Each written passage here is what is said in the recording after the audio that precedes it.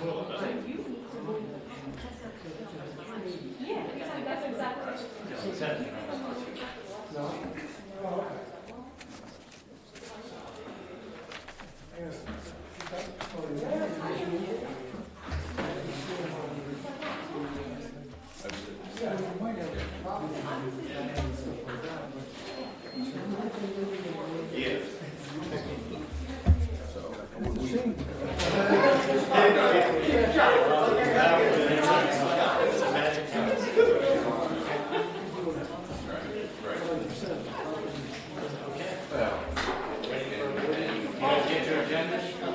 all set. What's up, buddy?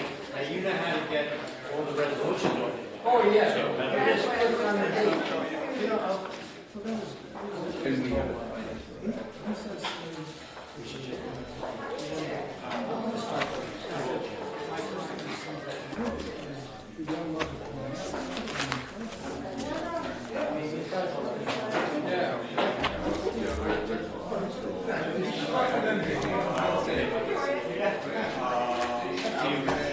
I don't want to do that on my own, but you're talking about I'm one person, you know that. You've been there.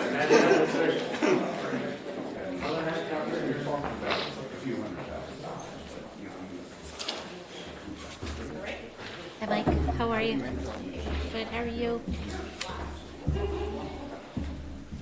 Yeah.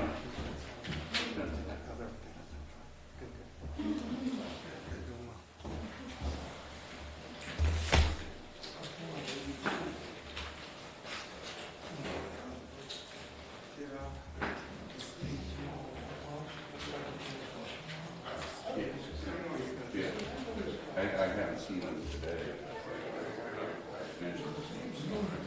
But be here. Most likely.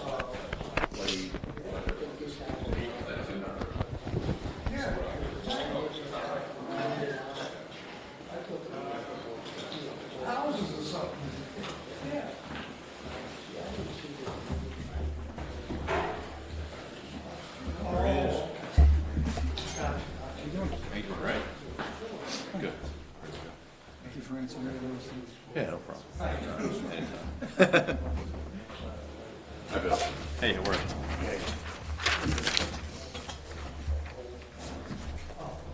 Okay. Mr. Clark, are you ready to start? Here. Here. Here. Would everyone please rise for the Pledge of Allegiance? I pledge allegiance to the flag of the United States of America and to the republic for which it stands, one nation, under God, indivisible, with liberty and justice for all. Everyone please be seated.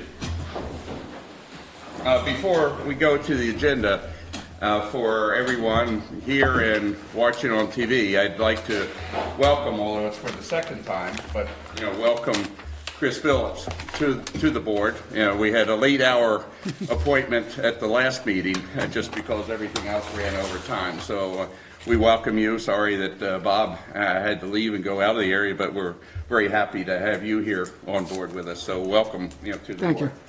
Okay, and also I'd like to announce the appointment of Kevin Hathorn as a deputy supervisor, for the town. So welcome, Kevin.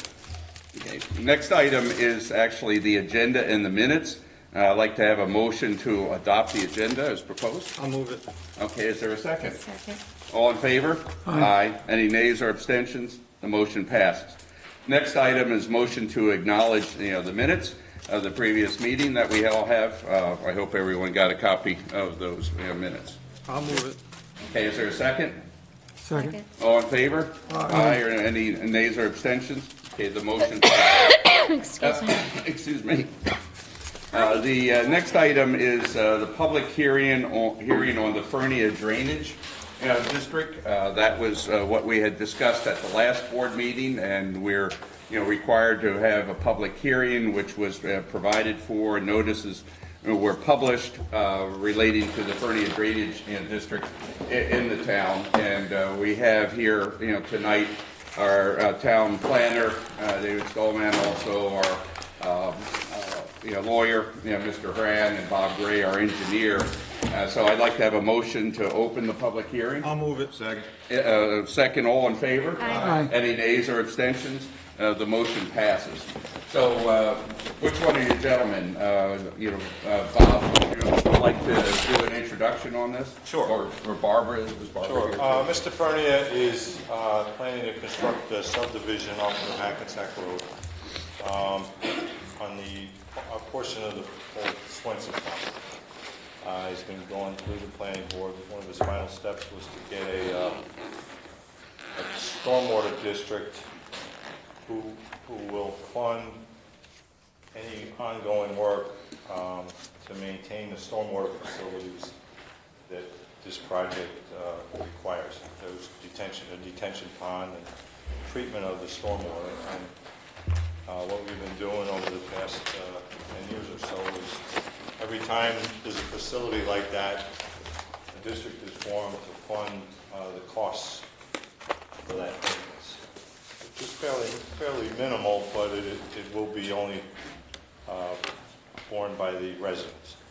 The road itself, and actually there are no catch basins in this road, but the road itself, the plowing and stuff would be done by the highway department, but everything else would be the responsibility of the stormwater. And this is what's here off of Maloney Road, correct? Oh, you got him. This particular project is on New Hackensack. Yeah. On the New Hackensack portion, okay. Yes. There's another project called Rolling okay. Heights. Oh, okay, Right. I'm sorry. This is Exactly, what I had. separate. Okay, Thank right. you. Okay, okay, sure, thank you.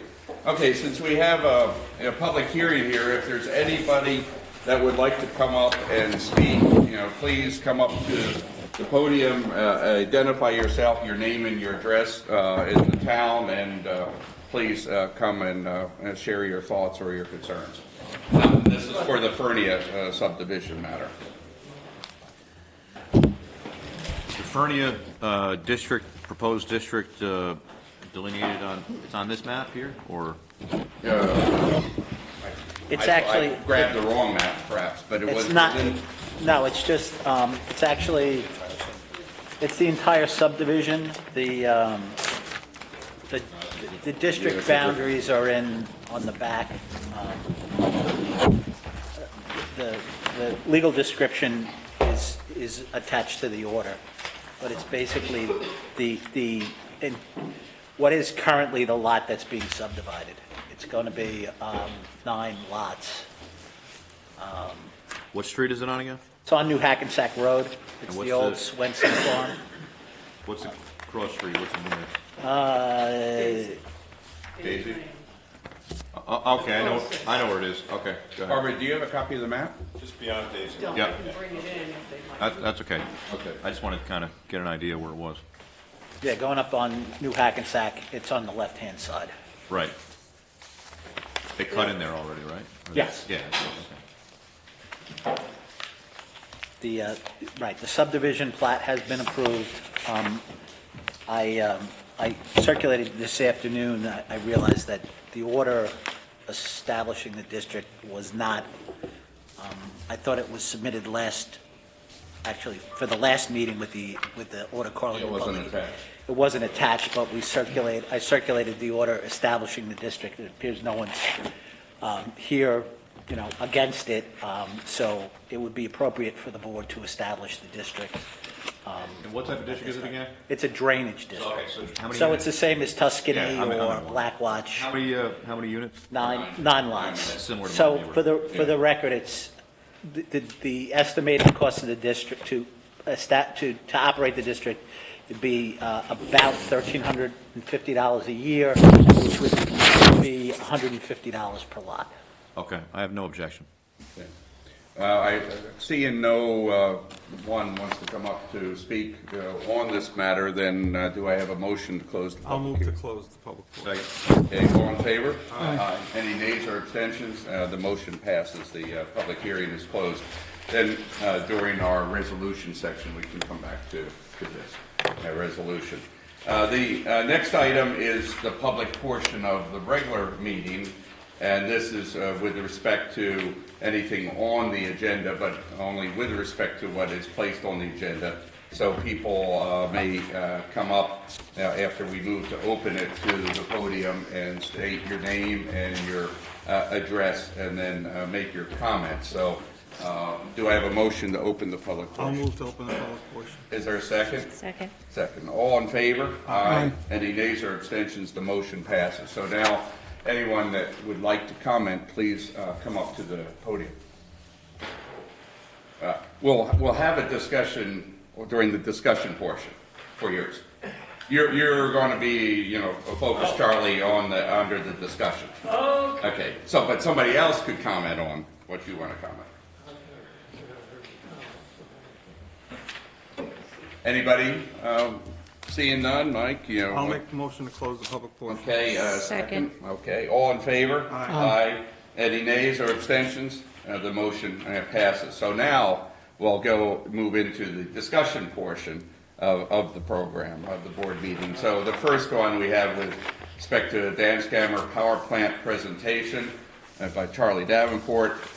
Reason why, he had requested to talk is actually the town, as I think councilmen and women know, is actually a neighbor of them. It's right across the river. We share, I guess, in the middle of the river, wherever the boundary goes. And it's the plant that exists is viewable from a good portion of the town, all the portion along the river. So Mr. Davenport had requested an opportunity to talk. I think later on, Danskamer CEO would like to address us later on about what they're going to be doing. But May I ask you where you live? Your I address? live at Princess Circle. In the town of Wappingers? Yeah, is the village in the town or is the town in the village? Well, part of it depends on where in the village you live. Yeah, okay, thanks. Yeah, because I was going over the agenda. I used to live in the town. Now, about the Danskamer plant, there's investors want to upgrade the plant to have it burn natural gas on more of a base than it already is now. And in fact, the application to upgrade the plant was just filed in Albany this past Friday. Now, we know it was a coal-burning plant for a long time. And Hurricane Sandy flooded it out and ended the coal-burning operation over there. They revamped it to burn diesel fuel, which runs now currently during peak periods. And we're going to go on top of that burning natural gas, which is going to be up to 550 megawatts of electricity being generated there. There's some big misconceptions out there about natural gas and electricity. Number one is, even with the closing of Indian Point, and if there are no new generating facilities being built, we don't need more generating capacity in this state. And that's according to the New York Independent System Operator. We only need 600 megawatts by 2027. Number two, contrary to what you might think, the demand for electricity is decreasing, and it has been decreasing since 2011. And last but not least, natural gas. People come up to me and say, "Hey, Charlie, this is only burning natural gas." Hey, well, it's not some wonderful magical substance that we can burn without ill effects. It's methane. It's a greenhouse gas that holds 80 times more heat than carbon dioxide, and escaped methane makes natural gas worse for the environment than coal. But I'm worried about the immediate health effects of burning natural gas or any fossil fuel. Currently, Dutchess County has a D-rated air quality. More than 14% of Dutchess County's residents are suffering from breathing problems. Of 300,000 residents, 157 cases of pediatric asthma, 24,000 cases of adult asthma, 13,000 cases of COPD, and 172 cases of lung cancer. Now, currently, probably our county's major source of pollution is the 40,000 cars driving up and down Route 9. The number which I got from a member of this board a few years ago, maybe more now. But Danskamer, if it was going in full operation, it would put the estimated equivalent of 300,000 cars on the road, which is just 1.5 miles across the river, 3 miles from the junior high school. and we know that children are more vulnerable to the effects of pollution.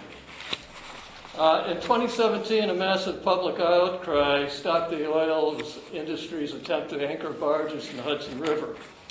But there's a difference between these two threats to our environment. The threat from the barges arose from the possibility that there could be an accident, leaking or sinking of oil barges. The threat from Dan Scammer is not the possibility of an accident. The threat from that plant is that it will be a purposeful, deliberate, and ongoing addition of poisons to the air. If the plant functions as it is intended, our air will be poisoned. Now, we don't need more oil barges in the Hudson, and we don't need the electricity for the Dan Scammer plant. This project is solely investor-driven. If the public, that is, we the people, did need more electricity, there would be a gain of 1,000 megawatts just by upgrading the electric grid, replacing old, worn transmission lines. But of course, that option wouldn't make billions for investors. The good thing about this right now is that environmental groups and the public have an early jump on this project. And the bad thing is, if we're going to fight this, the oil barge proposal was fought by every community up and down the Hudson River from Albany to Staten Island. Here, it's only going to be Orange County and Ulster County and Dutchess fighting this thing. There are statewide environmental groups involved, but it's going to be up to us to raise the hue and cry to scream against this plant. So thank you very much. Any questions? Thank you, Chairman. I think we just got to be careful making statements that are inaccurate, which is what you did. What did I say? Dutchess County does not have a D rating from the American Lung Association. Yes, it does. No, it doesn't. I'm looking at their website right now. Does it? Dutchess County actually has an ozone rating of D, okay? But the particle pollution is not a D. The particle pollution annual is not a D. And there's a weighted average used. So I think we got to be careful, Mr. Supervisor, allowing individuals to come in here making unsubstantiated claims that are not properly cited without having the other side of the story here. Okay. Because Dan, We will have the other side of the story here. right, but you don't, Mr. this is Councilman. not appropriate to do it like this, in my opinion, because without having the Dan Scammer folks here to be able to respond to these claims is a biased position on the record. I'm not biased. I don't think any of us are, I think Councilman. the gentleman. Mr. Beal? A resident requested the opportunity. I will have Dan Scammer. I have a letter. I've talked with them, and they will be here. I think that if you look at the way the town of Dover has approached the Cricket Valley situation, you'll see a totally different approach. We should not, in my opinion, allow individuals to come in here, go on the record with information that's false, and perpetuate it as if it's truth. It's not. Okay, I Mr. think you Beal. challenged it, and that's part of the board's, I respect your respect for the facts. Okay. And I will produce the 2018 American Lung Association report that rates the air quality. Looking at it right here. Okay. You're inaccurate, sir. All right. I'll look at it. It's not also. appropriate to be putting this out there. And secondly, this is just a warning. You can take this as you wish. It's your air. It's your kids that are being poisoned. It's our citizens that are being poisoned. So Let me ask you this. What's your position on Cricket Valley? I'm totally against it. Okay, that's what I thought. What's your position on Indian Point?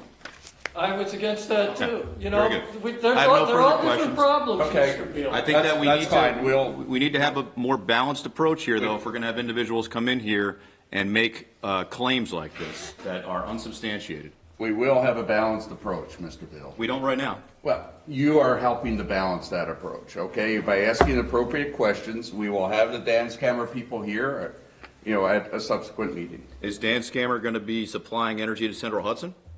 I have no idea where they're going to be supplying. That's where So the we'll power find went out. previously, so I think I Central Hudson. understand that they're going to They be have to replacing the tie Indian in. Point power. I think grid. I can answer that for you. Whenever a power plant goes online, it puts power into the grid. Right. Individual companies contract for that power and would buy that power. Okay, and that's the way it works. Like I think the city of Poughkeepsie currently buys contracts for solar power from Ohio. Okay, obviously, we can't guarantee that those electrons from Ohio will come to Poughkeepsie. But they put the power into the grid, and they get paid for putting power into the grid. It can go anywhere in the grid once it's done. Okay. We'll, And and again, 14% of the 300,000 residents have lung problems in this.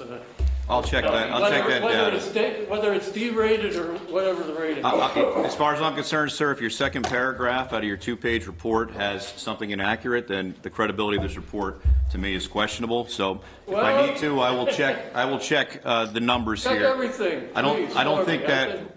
the town of Wappinger, first of all, has any ability to do anything with a plant that's being built across the river that may or may not be contiguous to the town of Wappinger or adjacent to the town of Wappinger. This is something that regulations in this state have significantly been improved in the last 2 decades on these types of operations, and certainly I would guarantee that the folks from Danskammer would be able to rebut just about every single word on this. If I may, Mr. Supervisor, there is currently pending before the New York State Public Service Commission what's called an Article 10 proceeding. The local municipalities don't have jurisdiction over this. These are proceedings that are pending before the Public Service Commission, so affected municipalities have the opportunity to participate in those proceedings. For the record, the matter is pending under 18-01253, which is an application of Danskammer Energy LLC for a certificate of environmental compatibility and public need pursuant to Article 10 of the Public Service Law. The proceedings are available online, so anyone can get a look at it. And at some point, should the board care to send a letter regarding the proceeding, it's free to do so, but that's an Article 10 proceeding. I have experience, in fact, with respect to power lines.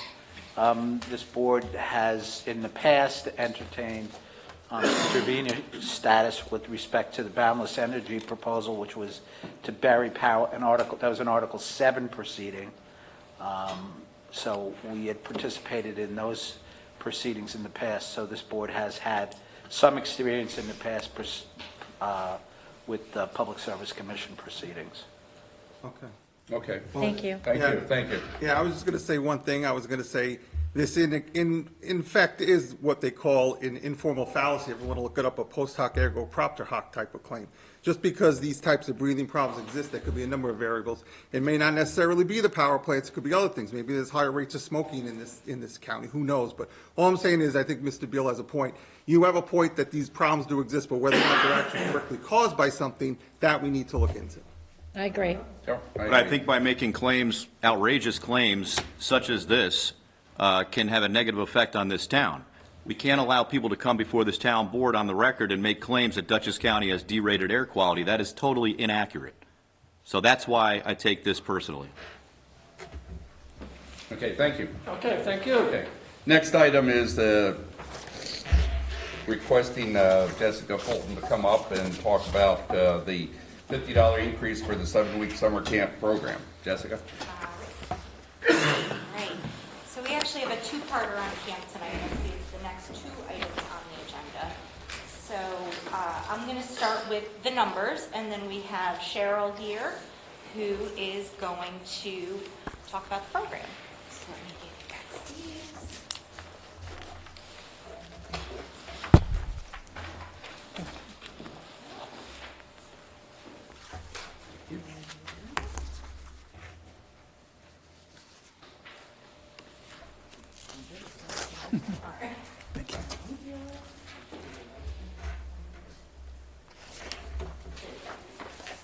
So the last time that I was before the board, I gave you guys kind of a sneak preview on the financial situation at camp.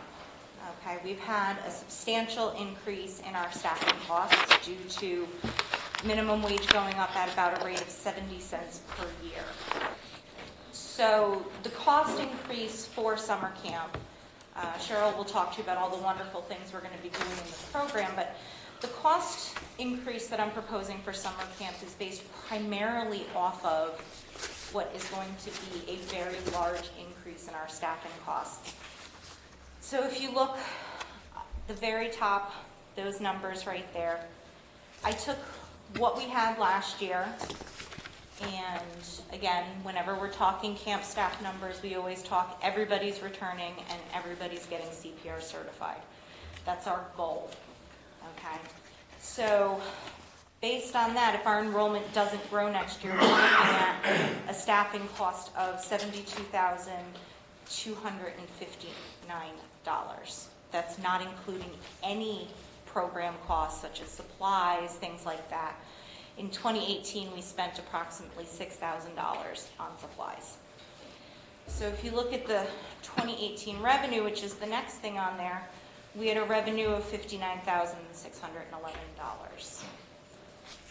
So we're going to surpass last year's revenue purely with the staffing charges before you work in any program expenses. Okay. So the next thing on there is the proposed increase. Now, the best way to run these numbers is to take how many of each type of camper we had last year. There's a variety of options that people have for camp, whether they're going to do regular hours, extended hours, whether they have a sibling discount that's available to them, whether they're a resident and whether they're a non-resident. So even with the $50 increase, which is the most I would feel comfortable imposing in a single year, the anticipated revenue would be $66,700. So we're still looking at a gap there. But the idea of increasing anything more than $50 in a single year would put a significant strain on our camp families. So I think what we're looking at is trying to close the gap of our subsidy to the camp program, and this is the best way to do it at this time. What are any questions that we might have on the numbers? How many weeks is the program? 7? 7. The next page also, just for reference, I gave this to you last time, but I figured another copy wouldn't hurt, is the most comparable local municipalities' charges translated into a 7-week program of comparable hours to the town of Wappinger. Is the 350 with the $50 increase? On the green chart? No. Yeah. That's our original cost. That's our original cost for first child, regular hours. How many weeks are the other programs? East Fishkill, it says translated in 7 weeks. How many weeks is their program? Theirs is 6. Theirs is 6, but this, again, it's translated into, I took the numbers and figured out how much they're paying per day, and then translated that into a program of our length. What about Town of Fishkill? Town of Fishkill, I believe, is actually 8 weeks. You know what Hyde Park is offhand? I do not. What type of improvements are you proposing in the camp program that we didn't have last year? That's part 2. Let me hand it over to Cheryl. Okay. I sat down with Jessica last week and took a look at camp and reflecting on some of the things that I saw unique to the Wappingers camp from my experience in other programs. I'm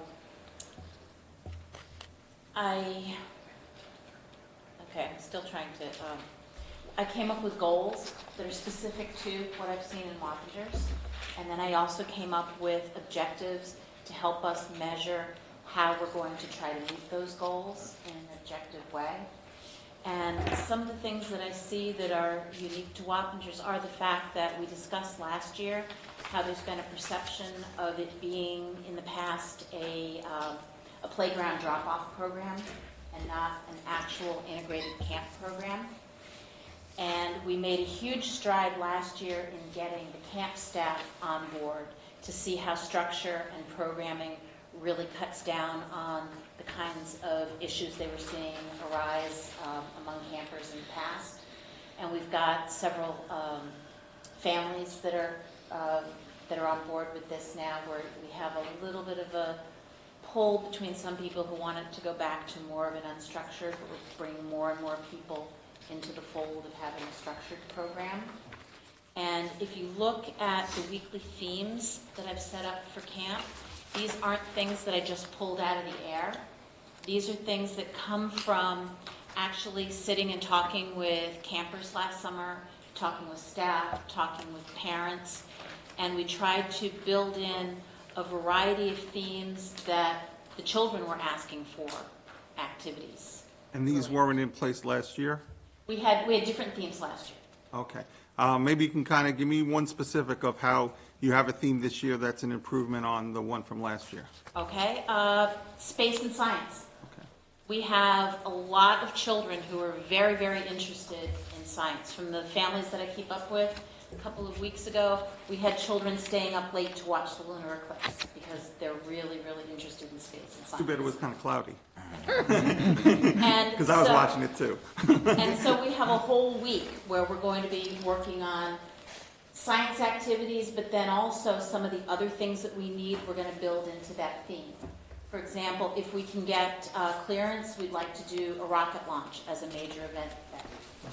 One of the program ideas that I found is, you know how just to stop you for a second, I know that the Boy Scouts were going to be doing something like that. And TJ would be the one coming in to TJ help would be us the with one that this. would have Okay, to- so you kind of Yeah. piggyback on what he's done and do it Right, for him. we're in the same Boy Scout troop. Gotcha. And so when you think of everything that you've ever seen growing up in movies and in actual footage with NASA, you see the astronauts with the gloves and working in an environment where it's kind of detached from where they are.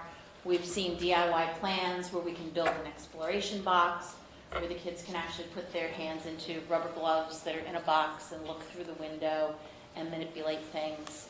One of the things that I mentioned to Jessica is I saw with some of our rambunctious young campers, some of the behavioral issues that we have where they're having difficulty getting along with each other and making friends, particularly our kindergartners, first graders.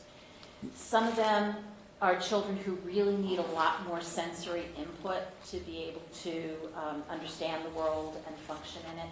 And they also need more practice in cooperative activities to try to build those friendships and interpersonal relationships. And so one of the activities we have in Space Week that would be available to the younger campers is we create moon dust, which is like a charcoal-colored chalk, and have very tactile things in it. And we would have activities where the younger campers could do, like writing in the space dust as we do space words like star, planet, and it really reinforces some of the things that will be taken back into school in the fall. It helps them get centered with the extrasensory input. It's fun for them to write, and they're not going to, they're not going to look at this as like sitting down in school writing on a piece of paper. They're going to love, they'll be writing their names. No, I certainly am supportive of that idea. I think integrating fun and education is a great thing. So I think you've got the right approach. Have you reached out to any of the schools on feedback from any of the programs that they've instituted that have gone over well versus ones that have not? And thought of incorporating them into our program? I am very much in touch with Sheaf Road PTA. In fact, having brought my children through PTA and having been active in that building, they reach out to me sometimes, like I was their contact person in restarting their science fair. And Watt Junior I have a very strong relationship with, and so yes, I will be reaching So out we to have, them. but we haven't though. You will. Right. Well, I Okay. have, just because. I just think it would be of the valuable relationships to that I get- have, yeah, but from more the pe- I can do a more formalized. Right, I think it would be valuable information. If we use it, fine. If we don't, that's still okay, but reaching out to the school districts and seeing what the teachers, their input on how the children have behaved, how they've, encompassed it, they like it, they don't like it, and maybe you can get some valuable information from them. Sure. I have contacts in almost all the elementary schools. That would be in this good. part of the district. and the junior I'd be high. interested to see that feedback. Thank you. So has there been any pushback on structuring versus non-structuring? There has been. Interesting. There's Tell me been a about little that. There are some parents who told us at the end of last summer, my children go to school 9 months out of the year. This is summer. They should just be able to do what they want. Right? And we have to try to bring that into the mindset of, well, we need for the children to be safe. And in order for us to provide a safe program for them, the more structured it is, the safer it is for them. We're not forcing them to do things, but we're also not increasing our liability by allowing them to wander around camp and decide what they want to do. Good. Yeah, I feel that, in 2019 versus 1990, when I think I did this, the car door opens, all the kids get pushed out. All right, see you later. We'll be back, parents leave. That's the way it was back in the day. I think there's a lot of liability with that, accountability issues, things like that. But I also think that, society has come to expect more from these types of programs. In this day and age, I think, it's not a babysitting club. It's, there's definitely a regiment to it, which I think is good. How can we improve upon last year? I think last year you, as you said, you started the process of having themes and things like that. Is 7 weeks too much? Is 7 weeks too little? What are your feelings on the number of weeks this program goes for? I think 7 weeks is a pretty good time span, because within that time you get a lot of families who go on their family vacations, so there's an ebb and flow through the summer. And having done this for 15, 16 summers now, every summer has sort of the same trajectory. Mm-hmm. And you kind of see this with children in the school year and sometimes in your occupations with the way things cycle.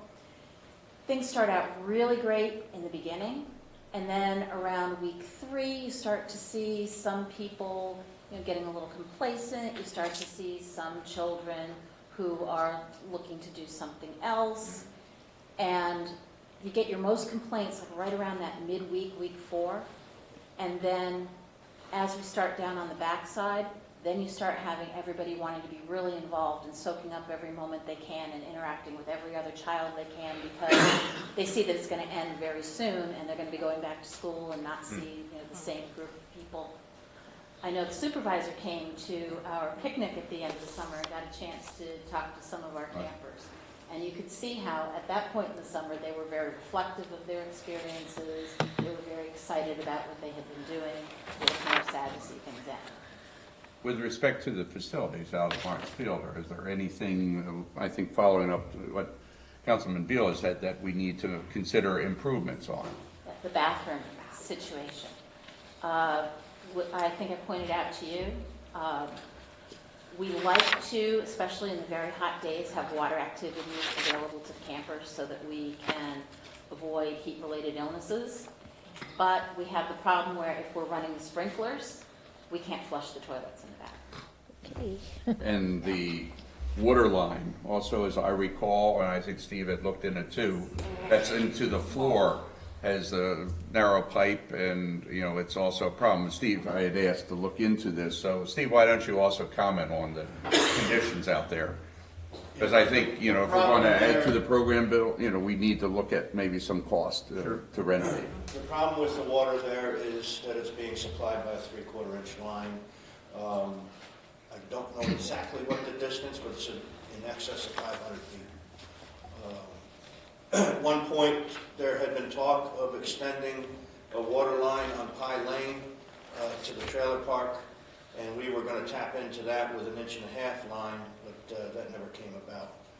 And we actually had the pipe to do it at one point, but it's not at the barn anymore. It disappeared while I was away. So what do we need to do to address Cheryl's issue with respect to the toilets and flushing? We would need to run a bigger line. Okay. Probably the park is supplied with water from Long Court at the cul-de-sac. That's where it comes in from. And it would have to be an upgraded line then from that point to the outbuilding that's at the park. So it's not going to be an easy project. It's not impossible, but that's what it would require is a larger diameter line. Why would they have put in the 3/4 inch? So the bathroom facilities work though properly? Everything? The bathrooms work when the sprinkler system is not working. Is that the bottom line? Not running. Not running yet. Yeah. And we take breaks, of course, when we're running the sprinklers, because you can't have toilets that are not No. working for more than a certain amount of time.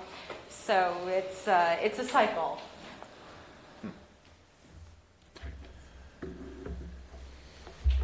Do you have an estimate on how much that would cost? I don't. Yeah. I can get that for the next meeting if you like. Yeah, I'd be interested in seeing that. Thank you. So looking back into the proposed increase, are there any questions on any further justification for that, or? What is the percentage again that's related to the minimum wage increases? It's a 70-cent per year increase. So we increased the camp price by $50 3 years ago. All right. So we've seen minimum wage go up 70 cents 3 times since then. And that's what's causing this shortfall here. The problem is it's going to continue to go up. Yes. Right, I don't Yeah. see anything going down. Yeah. We can't, in my opinion, base our increases on minimum wage because it's No, I was just curious as to what the percentage is. No. right now it's a 15% increase is what they're looking for. So my concern is on the second child. It's easy to say, oh, it's only $50, That's what, but when you have 2 or 3 kids, Right. Yeah. substantial. that is substantial. Or how does the extended hours thing work? That's an additional hour, or Additional 2 hours. then you're talking even more. So if you're looking at the numbers that are there right now, every single one of those lines was split up by $50. So if you're thinking of what the cost was last year, you slide it back down by $50. And how many participants did you have last year? 156. What is your projected for this year? I want to be full, which would be 175. So these numbers are based on 175, is that correct? The numbers up at the top are based on 156. If you go all the way down to the bottom, all right, that's the staffing costs for if we do max out at 175 children. I can't give you a very accurate estimate on how the revenue would grow because you don't know what selections of camp package those people would make. The numbers in the chart are based on what we had last year, which is in trend with, the percentages of the different packages in the past. What's the 13,456 for additional staff? That would be, so if you look, the numbers match. Counselors, 56,144 up top. New staff gets paid less. So if camp went to capacity, we would need 4 additional staff members, and that would be the cost of them specifically, because they would be getting a lower rate than the returning staff. So if we went to 175 over the 156, we would need 4 additional staff members? Correct. And we need to be looking at that side of it, because that's a significant expense right there. Yeah. $14,000 for additional staff. You got to look at the pros and cons to increasing the number of attendees versus capping the number of attendees, in my opinion. We may not have an answer tonight for this. I think we need to discuss this. I mean, we need to do a couple analyses on this to see, I do. you know what I mean? I agree. I really do. Yeah. I mean, we've always looked at this as the more attendees, the better, right? Correct. But now we're getting to the point where the overhead on personnel is skyrocketing, and it's going to continue next year. Yeah. That's Yeah. right. You know? That's- Agreed. Eventually, it's going to get to $15 an hour. After the McDonald's employees get that. That's right. They get it. And I do have some concern with respect to the extended hours and that huge additional cost too for. Like your second, like, I don't want to come across as penalizing families for having more than one child. Because you could inadvertently create a scenario like that where, Sure. you know, Yeah. Bobby's an only child, but Jimmy can't go to camp because his parents can't afford to send Jimmy and Johnny. Do you know what I'm saying? Right. Yeah, and that's what we could look at, you know, again, since we're going to re-examine this a little bit, is a model that we stopped a while ago, but sliding it down further for each additional child. Right now, it's a cost for a first child, and any additional sibling pays the same rate. We could look at sliding it down a little further. I think we should, for- because I agree with Councilman Beal and Bettina here that, you know, that puts a disadvantage, and I think it's good to keep, you know, the families together, or, you know, and the children, and sometimes the children, as you know, and I think Cheryl especially, have a reinforcing effect or help, you know, one that may not be comfortable in the environment. So I think we should be Absolutely. trying to encourage some of that and looking at the numbers, and maybe not necessarily going out for marketing and getting new people, but looking at the families and how we encourage the family participation. Exactly, that's who it's for. Right. We can do that, I can run those numbers. I do know that was a model that we moved away from, but let me run the numbers again, things could have changed. I think there's several things we Yeah. want to hear some more information on and look at, and crunch the numbers. Okay, I can do that. Thank you. Keep Okay, it in your mind. thank you. Cheryl, do you have anything else you'd like to add? Just that, even just putting all of this information out has really gotten me excited about the program this summer, Oh. and it's leading to more and more ideas. Definitely appreciate your enthusiasm and what you've done for the camp. I know when we went out there and looked at it several times, it really, the enthusiasm in the youth, I think, was really quite remarkable. And I'd like to see at some point in the near future a pamphlet, and maybe, it's Cheryl? A pamphlet and maybe some different dates where prospective parents can come to maybe town hall and get a presentation on what the camp is about. That's a good idea, I agree with that. Another open house. Yeah, maybe Yeah, sometime some in the open next month or house. so. Yeah. As we get closer, yeah. All right, I'm not dismissed, but Okay, thank you, Cheryl. Cheryl, thank you for your years of experience that you bring to this program. I mean, she's been doing this for almost 2 decades in different venues, and to have someone come back that only has X number of weeks to work here, I mean, that's value. So thank you for doing that. Yeah. Really appreciate it. Thanks. I will say Cheryl's one of the best decisions I ever made. Or, we no, made- the board made. The board, Yes. We Good made, Lord. there we go. Okay, the next item, I asked Jessica to look at concerning particularly our ballparks and soccer fields. We've had a lot of different goings on with respect to the baseball team, soccer and so forth, about wanting to put advertising Yeah. out at the fields in what is a kind of an uncoordinated approach. And so the first item is I felt that we needed to have some definition to that.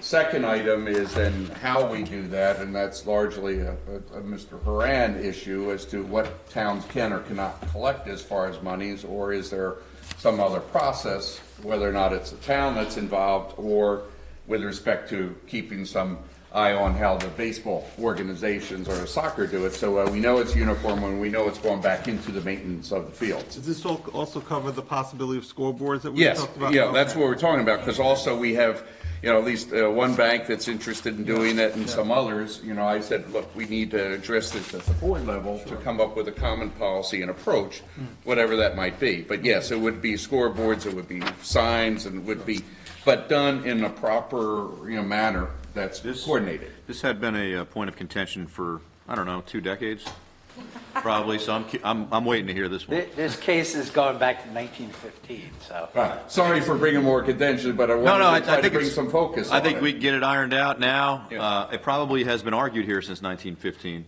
actually. Go ahead. So, going through the policy, as the supervisor said, it does cover both advertisements, so advertisements that would go on fencing, but it also covers something that's a little different, which we're calling donor recognition.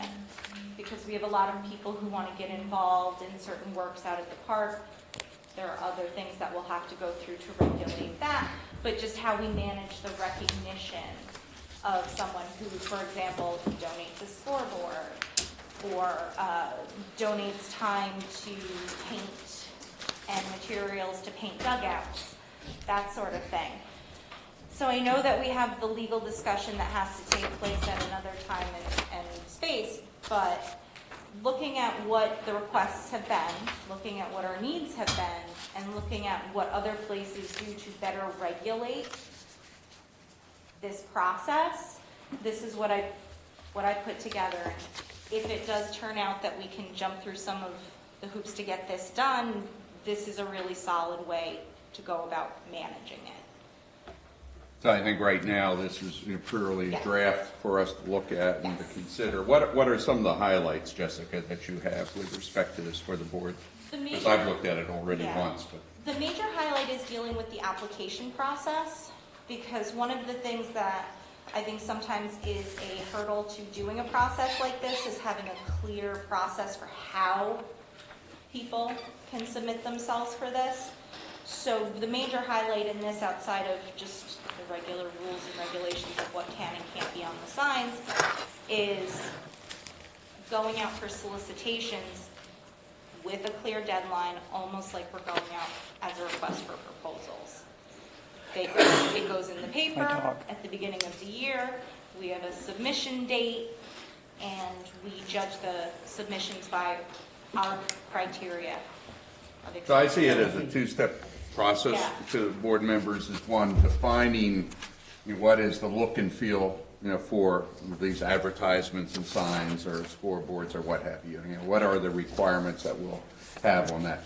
Then the second one, which comes into the legal discussion, is it something the town can be responsible for, or is it the baseball organization or soccer organization or some even 501c3? At different ways you approach it, but I think first and foremost is the uniformity of how we approach and what advertising and how we want that to be used. Yeah, well, in terms of the scoreboards, I mean, maybe we can kind of carve out some type of exception here, because I know the date that's proposed, the January 15th, is already passed. That's just for the solicitation of advertisers. Okay. Yeah, so this is just, Right, but if the Hudson Valley Credit Union hypothetically said, hey, we want to buy you a scoreboard, Yeah. it has to say Hudson Valley Federal Credit Right. Union on it, and we do have another bank that actually Yes. wants to. or whatever. do that, yeah. Whatever. That's pretty clear. With respect to donations and recognition of donations, the New York State Controller's Office has opined that that is proper. So recognition of, scoreboard dedicated or donated by, or anything like that. So anytime anything is donated by a particular organization, it is proper to reflect the entity that made the donation. So that's separate than this, is what you're saying. What? It's a I'm separate sorry? It's separate than this, is what you're saying. This is advertising. The donation of the scoreboard is different. Right. I mean, Well, we there's- have donation in here, so. But again, donation of any sort of, anything to the town, be it, Yeah. be I it, mean, the way I read this fixed asset is kind of separate, because this is like an annual Correct. kind of thing here. So separate and distinct from that. So here's where the issue's been in the past, right? So when I got here a while ago, the Wappinger Yankees were allowed to solicit advertising around the perimeter of the field for the purposes of creating revenue. And I see Joe looking at me. We went through this. I mean, this is going back like, I don't know, 13 years ago. And then it was allowed to occur. The money was going to come back to the town to offset the expense for the lights. That was the original intent of the whole thing back in the day. Then there was a question on if the town could accept the funding for the advertising that was purchased through that particular league, right?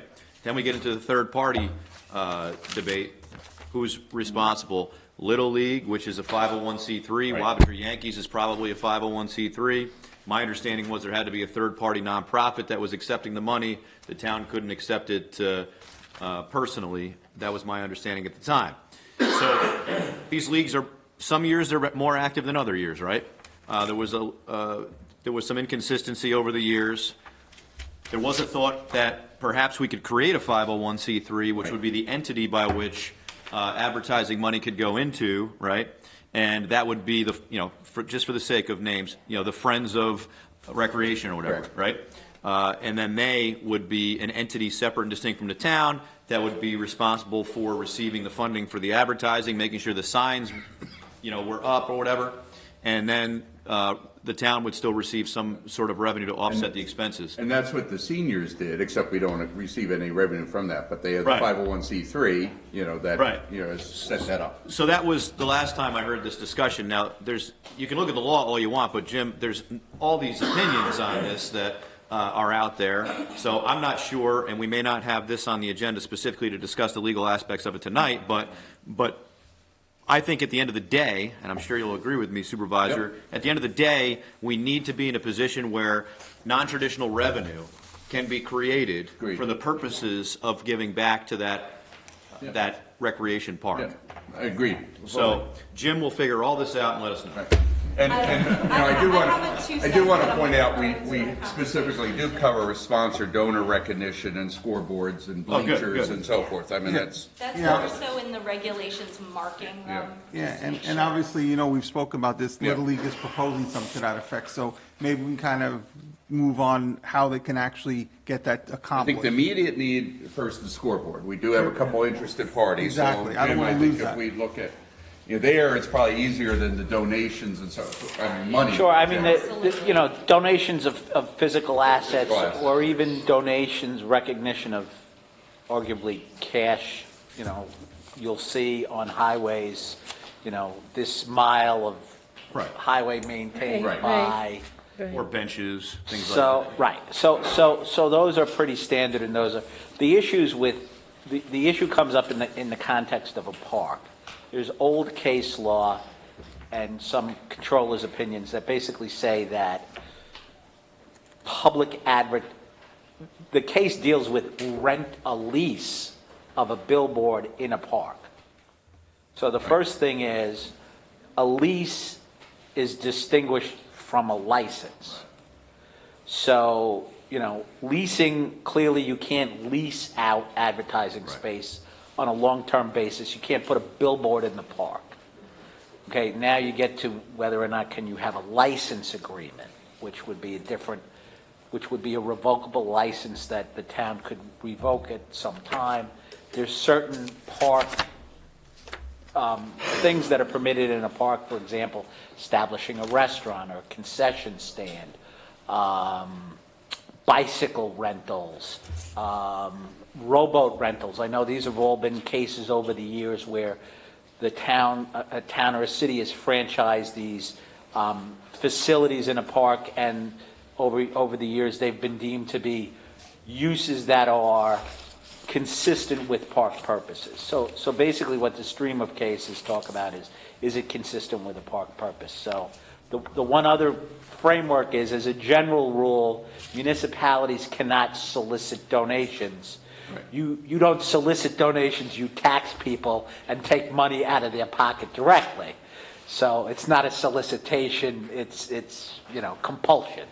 So that's the other kind of framework. So we'll look at it. We've issued opinions in the past with respect to upgrading bleachers and things like that, which, again, those were done. And I know sometime in the past we've addressed the advertising issue, so I'll go back and find those opinions. Yes, I mean, as I said, especially regarding the scoreboards, because I know that's a more immediate. concern. Again, like I said, donation of any physical asset and putting somebody's name on it, donated by, is clearly appropriate. I think that's easy to do. I just think the town needs to make sure the specifications Right, are that's consistent my with concern. with what we would expect Right. in a situation like that. I remember just having a flashback. We had this debate. At one point, was Yankee Stadium owned by the city of New York at one point? Yes. Yeah, So and was that- Shea Stadium. And right, so that there was, this goes The law. back, if you read about this, it goes into the advertising situation there where a third party had to be involved with the initial advertising of both of those stadiums, right? Yeah, there's actually. different in cities, I get They're it. actually lease I mean, it's very similar to Dutchess County stadium, Yeah. because Right, right. that's leased by the school district to, a Right. third-party entity, and so you get into these kind of complicated relationships. We'll figure it out. So I think it's doable, and I'm glad that this came up tonight, Supervisor, that we can get this rolling Rolling, right. and get a consistent approach on how to, I don't want to say capitalize, but how to create non-traditional revenue that can offset the expenses on those properties. That is the primary Agreed. goal.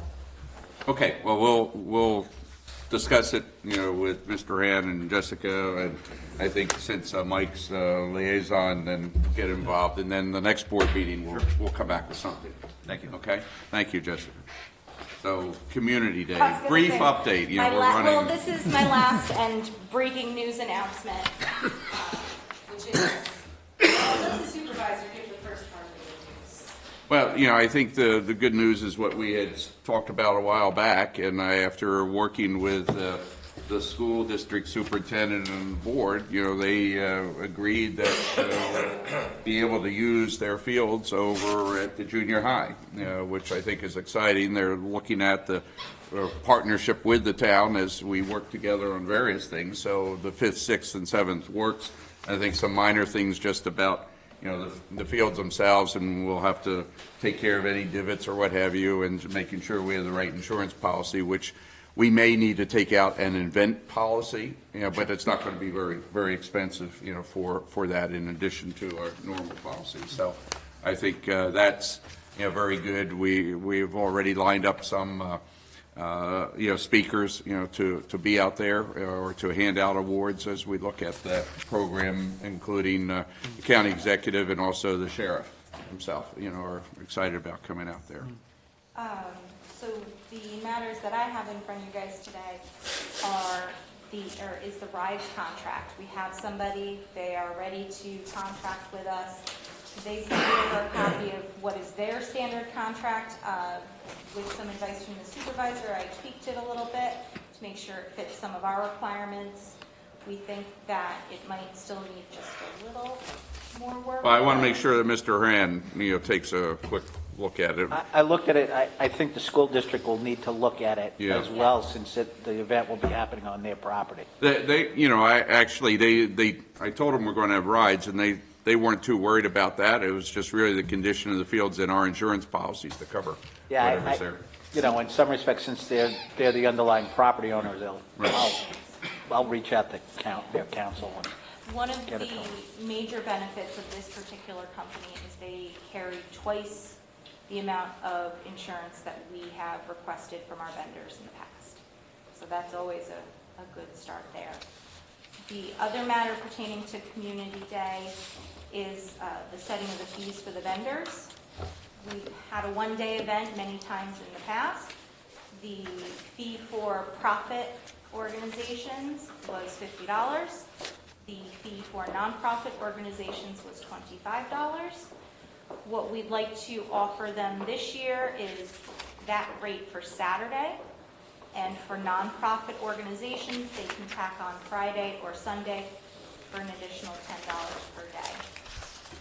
Also, for the profit organizations, it would be tacking on an additional $20 to add on Friday or Sunday. The reason being, if we charge them a single rate for the entire weekend, we're not necessarily sure if they're going to pay the $25 and come all 3 days. So we want to encourage vendors, in my opinion, to be there for all 3 days. And if that means we reduce the rate for the other 2 days, I have no objection to that.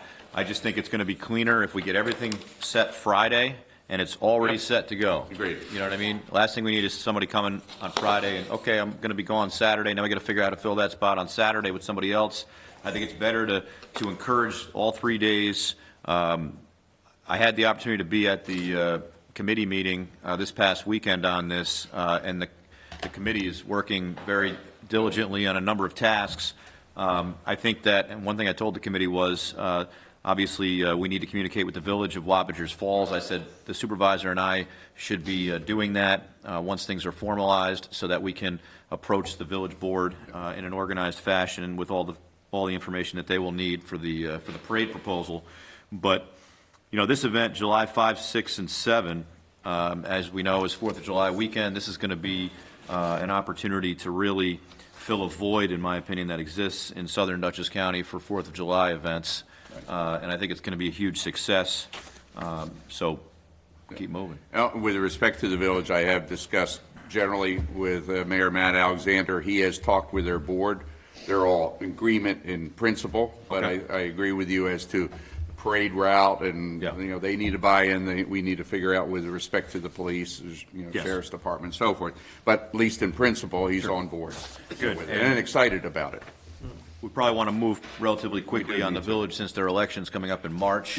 We want to make sure we have the same people on the board that supported this. You know. Yes. So in terms of action items for tonight, the first is I would ask if we could move on the updated fees. I'll move that we authorize the recreation director to promulgate the fee schedule as discussed. I'll second it. All in favor? Aye. Any nays or abstentions? Motion passed. What is the date? Does the ride operator require a contract by a certain date? Well, he doesn't require it within a certain date, but if we do not return a signed contract to him within 30 days, that Well, opens them up. what I'd like to do, and Jim, if we can talk, we can talk together, or you can call the attorney for the superintendent's office or what have you. Sure. And so that by the next board meeting, we have more, information, and then at that time, we can have a resolution authorizing me to sign it, and then we meet. That will be okay? That- As far that as if should- we get it done by the next At board the meeting? next board meeting, yes. When is that? That's, 25th, I believe. 25th. All right, yeah, Yes. so That's that's the going to Monday. be a hard deadline. yeah, hard deadline. Who's the school district attorney, do we know, offhand? I'm not sure off the top of my head. I haven't dealt with him. I dealt with the school superintendent and director I'll find of buildings, grounds, and they're all- Dwight as well. They're all on Dwight, board. is he? Okay. As well, yeah. Oh, yeah, Dwight's good. very much involved, but Ron Burles as well, and Jose Carrion All right. are Good. all on board. We should be good. And the only other thing, the proposed contract talks about certain food sales by Yes. the vendor. So I don't know, with respect to the vendors that you're soliciting, they have cotton candy trailers, soft serve ice cream, Zeppelis. Not sure if they're looking for any other food things. So one of the things that may be a question is, if the ride company has any issues with But you food had contracts. discussed that with me, so, They do. Yeah. As long as it's not the same thing Right. that they're selling, they have no issue with it. So, we talked about this at the committee meeting. It's not uncommon for these ride companies to sell cotton candy, snow cones, popcorn, candied apples, and Zeppeli. So, obviously, we need to make sure our vendors aren't selling the same exact thing, because the most important part of this contract is that we are not paying anything for this ride company. We are getting this ride company, and we're making 25% on this. So that's important. We need to make sure we And comply. 30% over 50. 30% over 50,000 gross receipts. So it's the same deal that I'm familiar with from our previous fire department carnivals. I think that this is what I've been talking about for the last few years, but it's not something that can happen unless you have 3 days. Correct. So being that we have 4th of July weekend, we can actually capitalize on 3 days here. So we need to make sure we don't step on their toes inadvertently with any of these food items. Correct, yeah.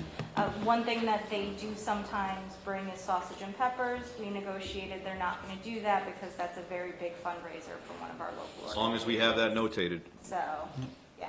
and that's why I've stressed with Jessica, we need to have those sort of things in the contract, although the form that they gave us didn't have it, so we need to make sure we get to those points. Yeah, a little Thank Okay. you. down you. Okay, so, then the next board meeting, but in the meantime, we'll work on this. Okay, thanks, Thank thanks, you. everyone, And, Bill, we can talk about, the parade information and get that going. All right. Okay. MJM next? Now, Steve is going to Steve, talk that's about your cost estimates for Challenger. Again, Inspiration felt that Field. that's a high Oh, priority. yes, it is. Yes, Thank you, it Steve. is. Yes.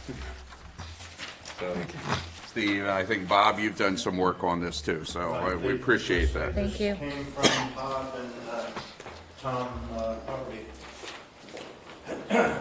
Did some preliminary cost estimating. What we are proposing is a two-room restroom, men and women, that would be specifically suited for handicap use, adjacent to the Challenger Field or Inspiration Field.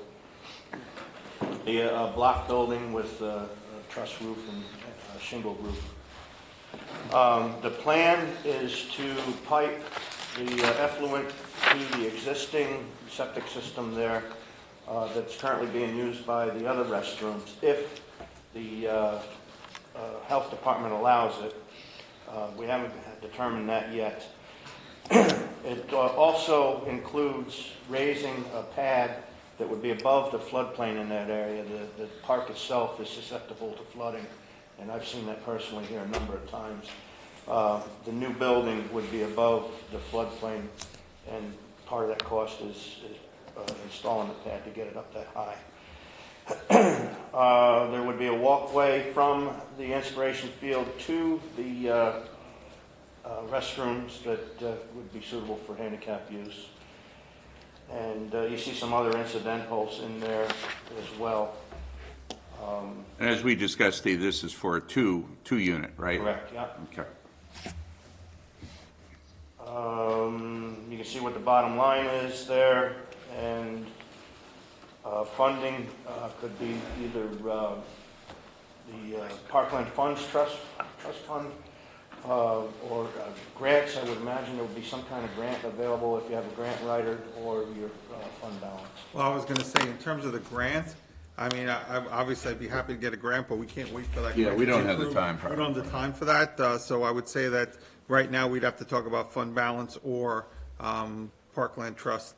A couple of questions about this in terms of the maintenance. Are we going to have any issues with the maintenance as we did with the last one, or based upon what you're telling me, as soon as we get health department approval, we should be okay? I'm not sure I understand your question. Well, apparently we had some issues with the last one that was there. Well, the last one was a portable unit. Yeah. It wasn't suitable for the task it was. Okay, this one is, and we're not going to have the Permanently same. This is installed permanent, restrooms similar yeah. to the other ones that are, specifically suited for handicapped personnel. Okay, so this addresses the issues that weren't addressed in the Yeah. prior one. This is a building. Yes. Building, No, yes. I'm asking the question. Yeah, I'm trying to yeah, no, yeah, it's make a sure we put building. on the record. Secondly, in terms of the temporary one, I'm assuming we're going to have a temporary one for a number of months until this is installed. Yeah, is that going to be something that's going to address those issues as well, at least temporarily, so that these Well- children and these people can? I would be using them from a contractor that we also get the rest of the town covered by. Okay. And they'd be serviced weekly. They're passive units. They don't have any function, except for a hand pump inside with water we could get. But they're specifically made for people with those types of disabilities, I'm Correct, assuming, yeah. correct? Okay. How long would it take to complete this? Roughly, estimate. That's tough to say because it hasn't gotten the approvals yet. But let's say we do get a, Once all the approvals are done, I would say, 2-3 months perhaps? So it's not this season, that's not. Yeah, I don't see it happening in time for this season. because- So for the short term, obviously, we need to have something in place for April, right? Right. So what is the plan for April to I have? can have several portable units installed right on the same pad that Okay. the single unit that we had before was on. What happened to that previous unit? Well, it malfunctioned over and over and over to the point that, We still have it, but it's not usable. but I have a question, the portable ones, are there any portable ones that the handicapped people can use? Well, yeah, that's what. yeah. They are I think separate, that- okay. Yeah, that's I what just want to plan make to sure, install. okay. Yeah, that's what I asked. They're much larger. Okay. They're at grade, there's no step up into them. Okay. A wheelchair can get in there and maneuver around inside. And then they are also available with a pump system to dispense water. And we'll be able to have them up by the first week of April? Excuse me? Will it be able to have them available there by the first week of April? I could have them there tomorrow if you want. Okay, just Would want they to make have, sure. yeah, Now, the other questions, well, let's finish this, but I have a couple of other questions, but finish about the bathrooms. and they'll be able to get to them with no problem, even without a Well, pad? currently, there's no walkway from the field to where the restrooms, the portable restrooms are going to go. But that was the case when we had the, I don't even know what I want to call that thing. Temporary? The trailer, yeah, the temporary restroom. That was the case then, too. So, I mean, I'm going to use the same pad that the trailer sat on, and I can put 3 to 4 units on that pad. And they'll have more service then from that than they did with the trailer that we had there. Steve, you had in your budget that we approved a line item for Challenger Inspiration Field. Can that cover these portable toilets, or do we need some other fund? I believe that should cover the portables. For the And it portables? was $5,000 in that line. Right. Yeah. right. So that was, the purpose of that was just fixing fence, fixing grass. Right, I know, You know, yeah. it was just Yeah. it wasn't a capital line. But yeah, it's a no-brainer as far as I'm concerned. We'll get those bathrooms out there, whoever it is, Herring Sanitation, whoever we deal with, right? Why don't we do this? Make sure one of us, maybe Councilman Cosmas, does a walkthrough on them before opening day, just to make sure that you got eyes on it, so you can see it, Sure, right? maybe we can go out with me one day, see if we can do that. You'd be fine Once with they're in that? place, you know what I mean? Sure. I think it's important also that the pump be there so people can wash their hands when they use the facility. I'll look into a wash station. Yeah, beside it I think it's very important that, Yeah, and they should from be, the restrooms themselves, but they are available with the wash station. yeah, we should have some sort of wash station and ADA, they should be certified ADA compliant, which, if you're dealing with Herring Sanitation, I know we've dealt with them before, they're certified ADA compliant, they meet all the measurements. And then we'll make sure, Mike, that the league understands this is the temporary short-term fix, and then maybe once we get to the point we can have a conceptual of what this block building is going to look like, we can make sure they know what it looks like before we break ground. Well, I Or send think, a letter or well, something to I think them. there's several processes. One is we tell them, based on our discussion tonight and decisions, here's the next steps, and I certainly can send that, prepare that letter and send it, unless, Mike, you'd like to do No, that. that's fine, you can do it, just. let me- Second is that. Just I- copy us on it, you know, I- because oh, she yeah. seems Yes, to, you copy all of us, Yes. which is fine. The second thing is, I think we should get the town engineer to draw up a plan, okay? He's already spent some time with estimates of cost, but whatever the formal process, or authorizing him, tonight to go ahead and prepare that. What do you need, Bob? I'll make that motion then to authorize the town engineer to do that very thing. second. I would assume you'd want some elevations what the building's gonna look like. Yes, because what we want to do is, as was just suggested also, to share with Bettina and the league, to make sure they don't have any issues or some special needs as we look at it. Okay? There is a motion and second. All in favor? Aye. Aye. Any nays or abstentions? The motion passed. Mr. Haran, you can work with us to draft Thanks, the Steve. right appropriate. Thanks. The only very other thing much. I would say is, on the 164,000, which includes the contingencies, if we can take a look at Parkland Trust and Right. see if we're in a position to finance this. This is a building, Okay. Certainly could.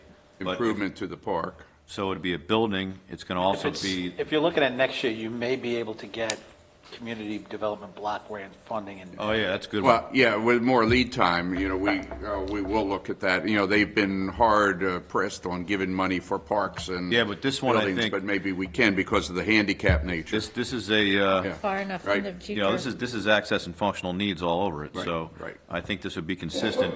But in the meantime, if that's the case, we may need to use fund balance and then get it back through. Correct. Yeah. Right, like we've. So we'll figure out the fiscal Yeah, aspect of it. exactly. I mean, the other issue is, and I don't know, you may want to look at, while you're doing it, ADA access for other parks besides this, so.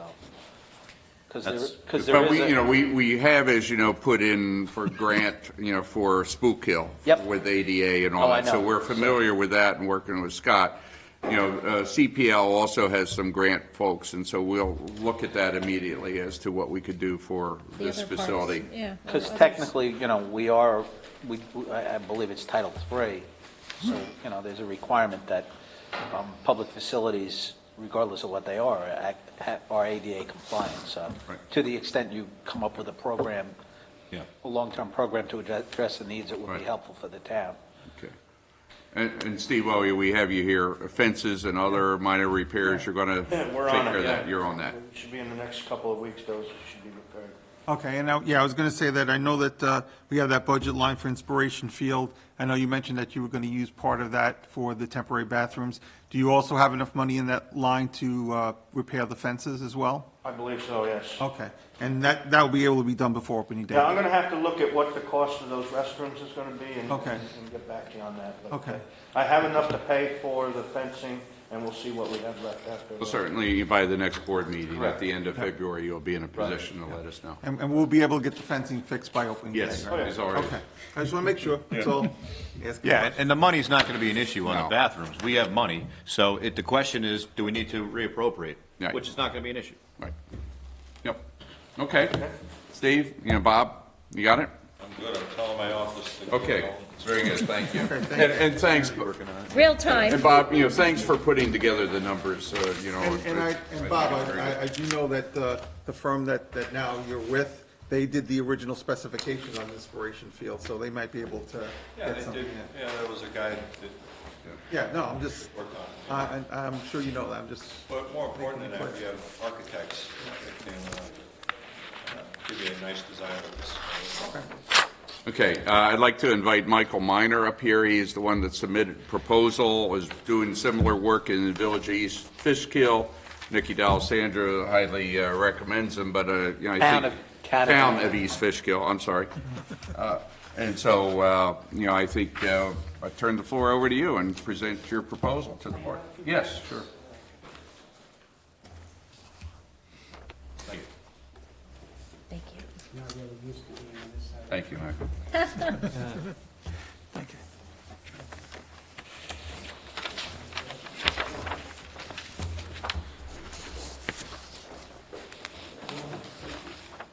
Good evening, Mr. Supervisor and town board members.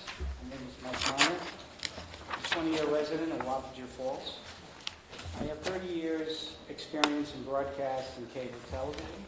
I've been a camera operator for the Madison Square Garden Network for 20 years, SNY, the Yes Network, and I've worked in news with WPIX and Fox 5 News. I'm also a contractor for many municipalities in the Hudson Valley. Locally, as you mentioned, I work for Nick D'Alessandro, Town of East Fishkill and the town board, and Jay Baisley for the town of Poughkeepsie. Westchester, I've worked for the city of Peekskill, coming up on 20 years as a contractor. I also served the town of Cortland, Village of Buchanan, Dobbsbury, and Peekskill and city school districts. I produce programming for municipal channels, social media, and digital platforms. I also do needs assessment for towns, acquiring equipment, installing equipment, and operating the equipment. I'd like to bring your channel to the next level. I believe your channel is underutilized, and I believe there are opportunities to enhance how information is delivered to the community. I also have a 5-camera mobile production unit, which is great for live streaming, parades, musical concerts, youth sports such as Little League and Pop Warner. There are 3 photos provided in the packet I've given. Some of the programming ideas I have, the recent art display we have here at Town Hall would have been a great opportunity to interview the participants, display that on your local social media. This is after American History Month. We could do another program on that. Over the next couple of minutes, I'm just going to be brief and giving you some of the ideas I have for the town channel. All the meetings that we have, public meetings, work sessions, zoning, planning, historic board meetings, and special meetings.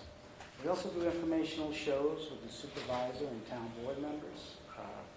Supervisors go around different departments of town hall, interview various departments and how they can help the community. Shows with the town board include liaisons to nonprofits such as Lions, Rotary, Knights of Columbus, Little League. In fact, we televise a lot of the Little League games where the supervisor and town board serve as the play-by-play and color commentator. So that works out pretty well. I really enjoy that. We also do ribbon cuttings and business shows. Welcoming new businesses to the community is very important.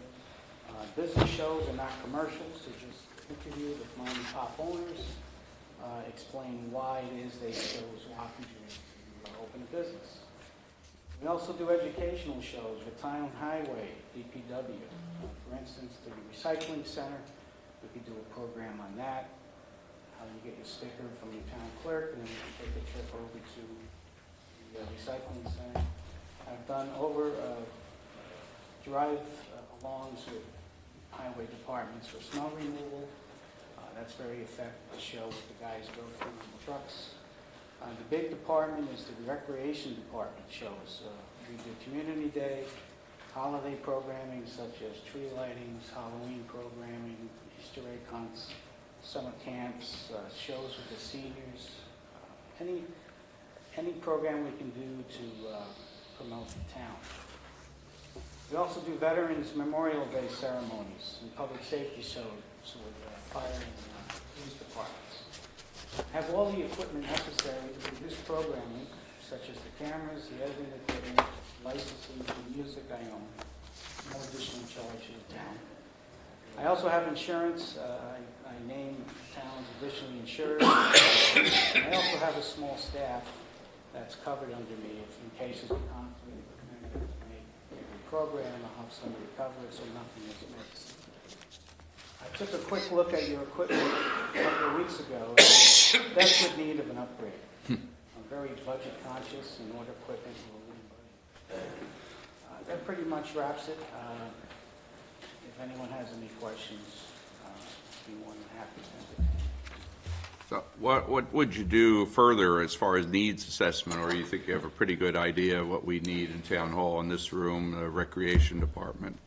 Yeah, I think the equipment that you currently have is standard definition, and a lot of the channels that Cablevision provides to town governments is standard definition. They don't plan on going to high definition.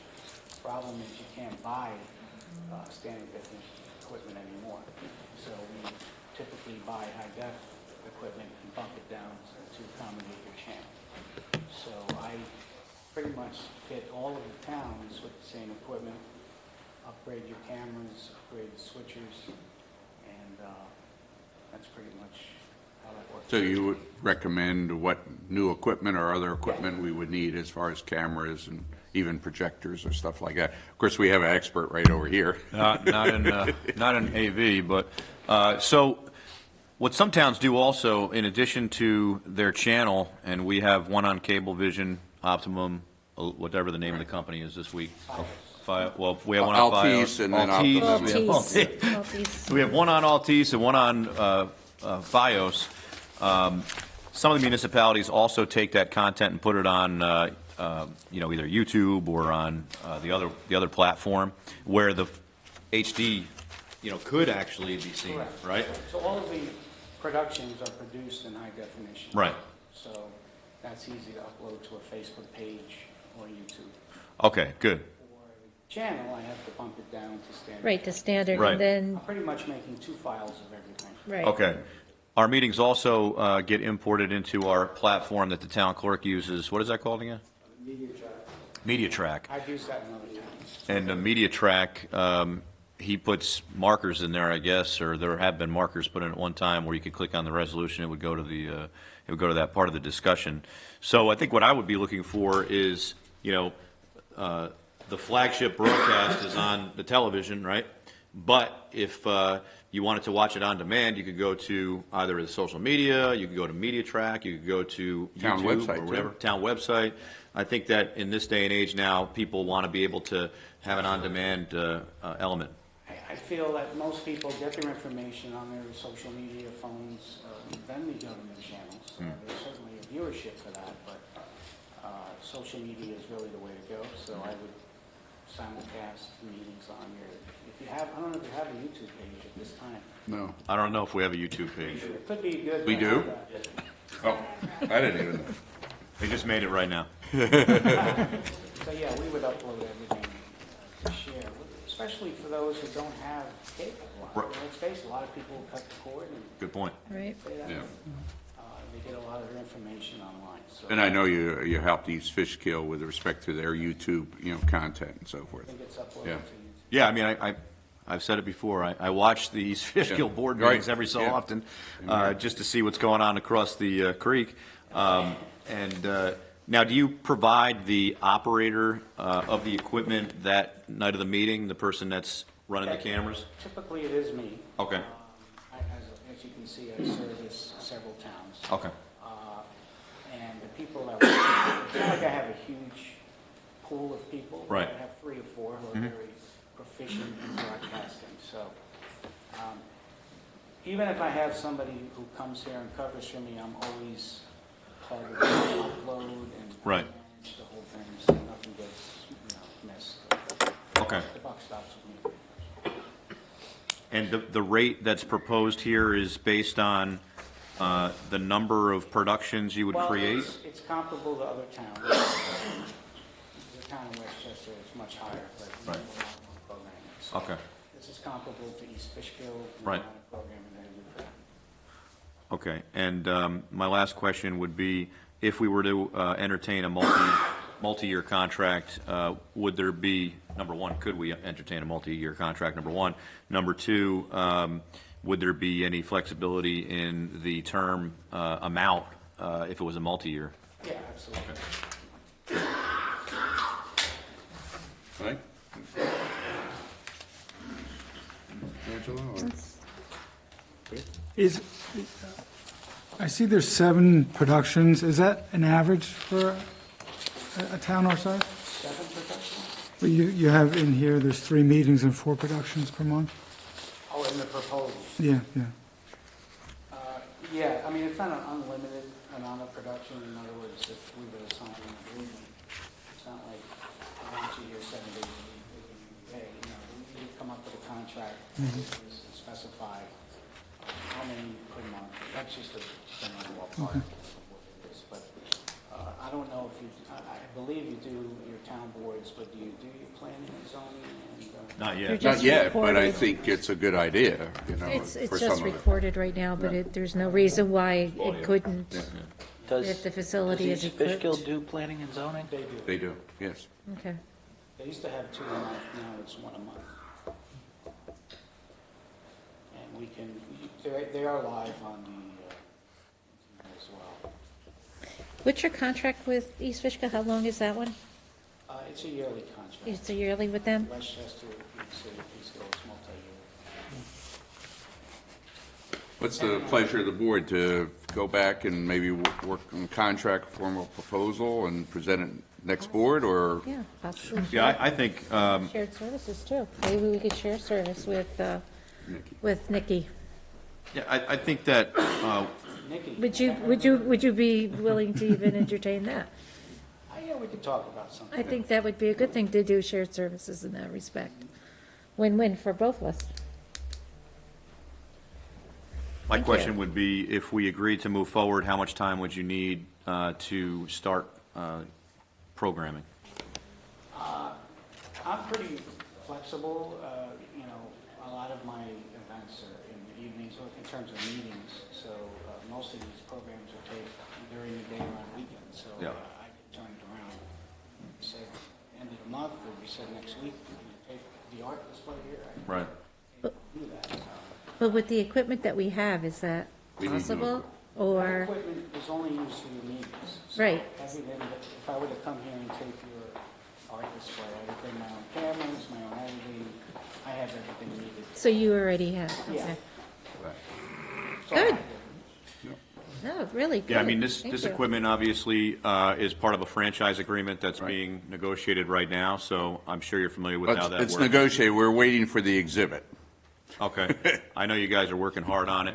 So what are we talking, Joe, 12 years now this equipment is, right? So this is old school. So part of the new franchise agreement would be funding the for new cost. equipment. So it would be Right. good to have a professional consultant to be part of that process, Right. now rather than later.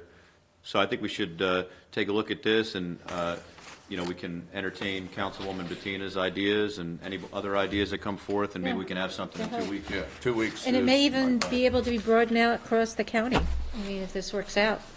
Exactly, as a shared service, that I think would be, Very flexible, very easy. exactly, and I think that's good. I think that's a win-win for everybody. And I especially like the idea, having the kids volunteer. I mean, because they get excited about this. They really, really do. I had a video club after school at one of the high schools in Westchester, and a lot of those kids in They're amazing. college, and not now a lot of them work in the field. It's amazing. Yeah, they're amazing. They catch on fast.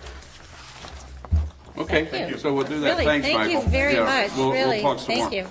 Okay, Thank thank you you. very much. Yeah, no, I think, I think it's some good high quality stuff.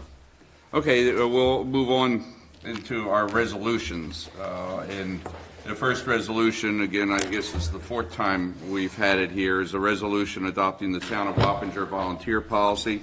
I've had more discussions with the school district. Actually, they have a person designated to work with us on this. They're excited about it. I even created a volunteer application form as well that goes along with the policy. If there's nothing further, I'll move it. Second it. Okay, moved and second, all in favor? Aye. Any nays or abstentions? Okay, the motion passed, and if people do have some other comments, then we can always make some adjustments on that. No, I mean, obviously, once we, get something in place, Right. be nice to know the organizations and the different training. And I do have a volunteer form Yeah, that before we I start prepared for anything, that. yeah, that's all. Okay, the next item is Resolution 2019-49, resolution introducing local law number 1 of 2019, which would amend Chapter 122, fees and fines of the town code with respect to a variety of matters. This one is related to one-story non-habitable accessory buildings without outline utilities. And all of these that we're going to have for these local law amendments are proposing a public hearing for March the 11th. I have David Stolman here. And David, I thought maybe you could just introduce, along with Barbara, the number of these, so that then when we have resolutions, we'll come separately to it. But maybe you give the full picture, to the board, so we can, try to condense a little bit the time. Do you mean an overview of the whole thing? So we have, 49, 50, 51, Okay. and 52, right, as far as the resolutions. And so I thought maybe you could give a high level for that so we can move it along, and then any specific as it comes up the resolution. But what we're trying to accomplish here, as we've discussed. Okay, well, the local law 1 regarding fees and fines, chapter 122 fees and fines, goes sort of hand in hand with local law 3, which would amend chapter 85 building construction administration of uniform code. The amendment regarding Chapter 122 fees and fines has to do with sheds that are 72 square feet or smaller. And they would, instead of paying $100 for the fee, they would pay a fee of $50. And this is a one-story building, right? One-story, small, relatively small sheds. So, what was the square footage on it again? Under, Currently, all sheds that are 200 square feet or smaller pay $100. okay. This would have a category for the smaller sheds, 72 square feet in size or smaller, which would only pay $50 instead of $100. And that goes in hand with, as I mentioned before, local law number 3, which has to do with sheds as well.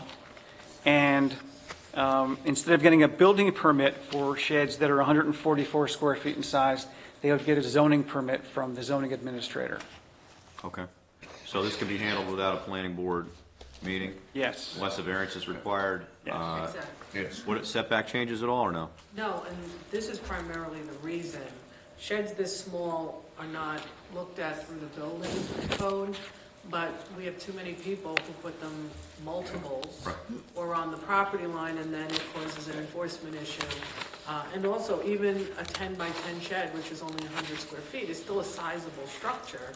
And this is the only way to control someone having 3 of them or having them right on their neighbor's property. So you can only have one? You're allowed 2 accessory structures. Okay. And the setback on a 10 by 10 right now So is? those would be in almost every zone, but the smallest zones, R10 and R15, those would be 10 and 10. Okay, all right. Okay. And then anything, actually, the way the code is, anything over 144 square feet, which is bigger than 12 by 12, would require the higher setback. What is the higher, do you know? In an R20, so average, in an R20, it's 20 from the side, Okay. 40 from the rear. All right. And in an R40, 1 acre zoning, it's 25 from the side, 50 from the rear. On which zone is that? 1 acre, R40. Okay. And you can always go to a variance if you need to. Correct. All right, we had long discussions about sheds years ago. Setbacks were the real issue. We almost had to put them in front yards at one point, because setbacks were so messed up. So this is gonna simplify the process. Correct. Somebody can get a shed, they don't need to go through this whole, multi-month process of getting permits and stuff. We can handle this in-house based on this legislation, right? That's the idea. Yep. Go ahead, Dave. A bit more. Local law number 2 of 2019 has to do with Chapter 240 zoning, and local law 4 has to do with Chapter 217 subdivision of land. And what those two local laws have in common is that the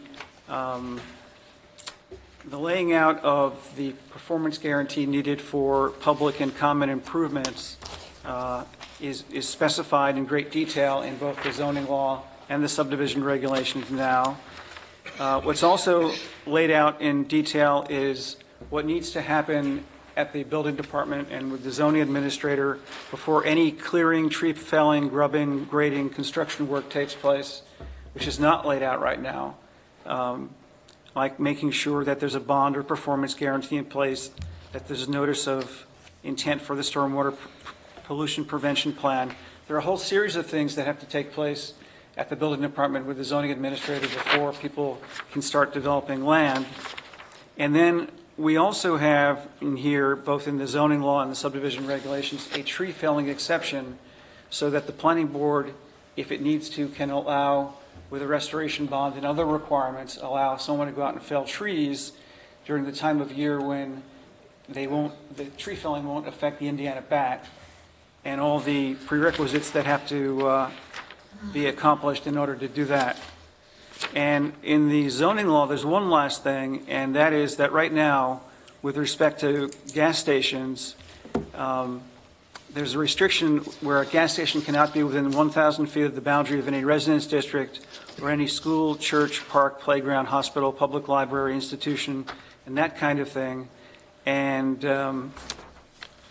that would be taken out, as would the restriction of there being a 2,500 foot distance between gas stations. Oh, good. Which we're taking out, or we're proposing to be taken out for a variety of reasons, including the fact that along Route 9, the residential zoning districts are very close to Route 9. They're within 1,000 feet, so you can't really put a gas station on Route 9 for that reason. Also, these are sort of old school requirements that don't really make much sense anymore. Right. So obviously, we have a huge parcel on the southeast corner of Old Hopewell Road and Route 9 that now is two parcels next to each other. Right. This is going to, correct me if I'm wrong, this is going to give us more flexibility on what can go into that area, correct? Yes. Correct. That's been an eyesore for Just so you decades. know, you're talking about Old Hopewell and Route 9. Yes. Just so you know, on that parcel, they have those variances already since around 2001. So should a gas station want to go there, they would only need site plan approval. But if they wanted to combine parcels with the former five-star, it could be a problematic situation, right? Yeah, I Other think things, too.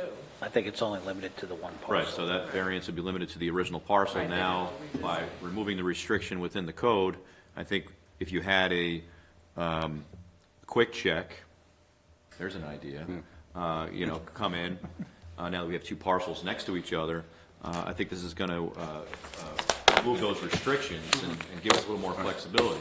Yes. Great. Yep.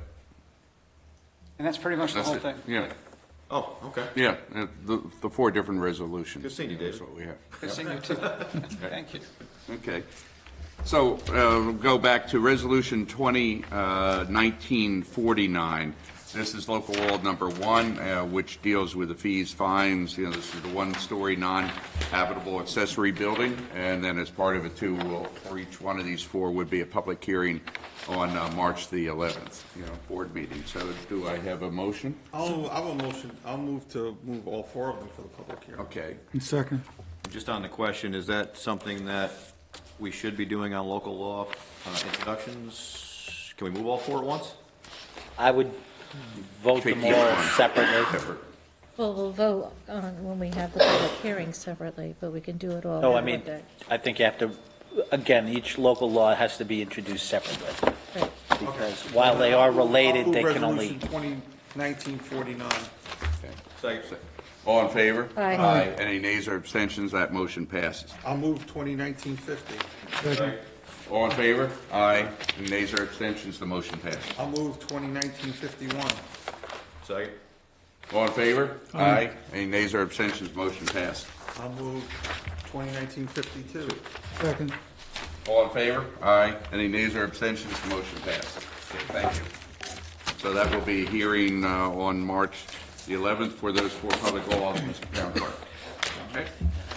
Okay, I just had a quick question, if I may, relative, it's consistent with this. David, when you get a second, I just have a quick question, and actually Barbara, just, if you could just clarify quickly, right now, within our town, if somebody has a single-family home that they converted a portion in it for, you know, mother-daughter type scenario? Correct. Under the current code, if that person becomes deceased or they move on, what is the remedy now, and what do we have to do? I'm pretty sure if it's under 1 acre, they've done a declaration of covenants, and they have to remove it and bring it back to a one-family They do, home. okay. If it's over 1 acre, which I could verify for you, I Okay. think they're allowed to rent to one person over 55. Okay, They would okay. have to register them with us so we can change who exactly is in the home. So there's a zoning stipulation? Right. Okay. All right, thank you very much. Okay, thank you. Next item is Resolution 2019-54. This is a resolution authorizing, actually, the town dog control officer, the execution of the dog control housing agreement with Dutchess County SPCA. This is the same as last year. There's no changes for it. I've reviewed it. I'll move it. I'll second it. All in favor? Aye. Any nays or abstentions? The motion passes. The next item is Resolution 2019-55. This is a resolution appointing Assistant Receiver of Taxes. This is a part-time Assistant Receiver of Taxes. I have interviewed her, and also I think we've had some good discussion with respect to Leanne on this position. So Leanne approves of it as well? Yes, she highly recommends it. So this would be a part-time position at this point. Okay, I'll move it. I'll second it. I just had a question, though. Sure. For the attorney, Assistant Receiver of Taxes versus Deputy Receiver of Taxes. So with respect to that title, I don't, again, the question, I looked in Dutchess County Civil Service, they don't have a title for Assistant Receiver of Taxes or Deputy Receiver of Taxes or for Receiver of Taxes.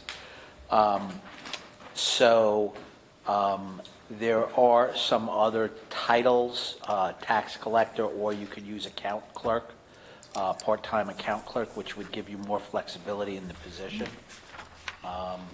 But for purposes of Assistant Receiver of Taxes, again, deputy connotates authority to act on behalf of the principal when the principal is not present. I don't necessarily know if that's what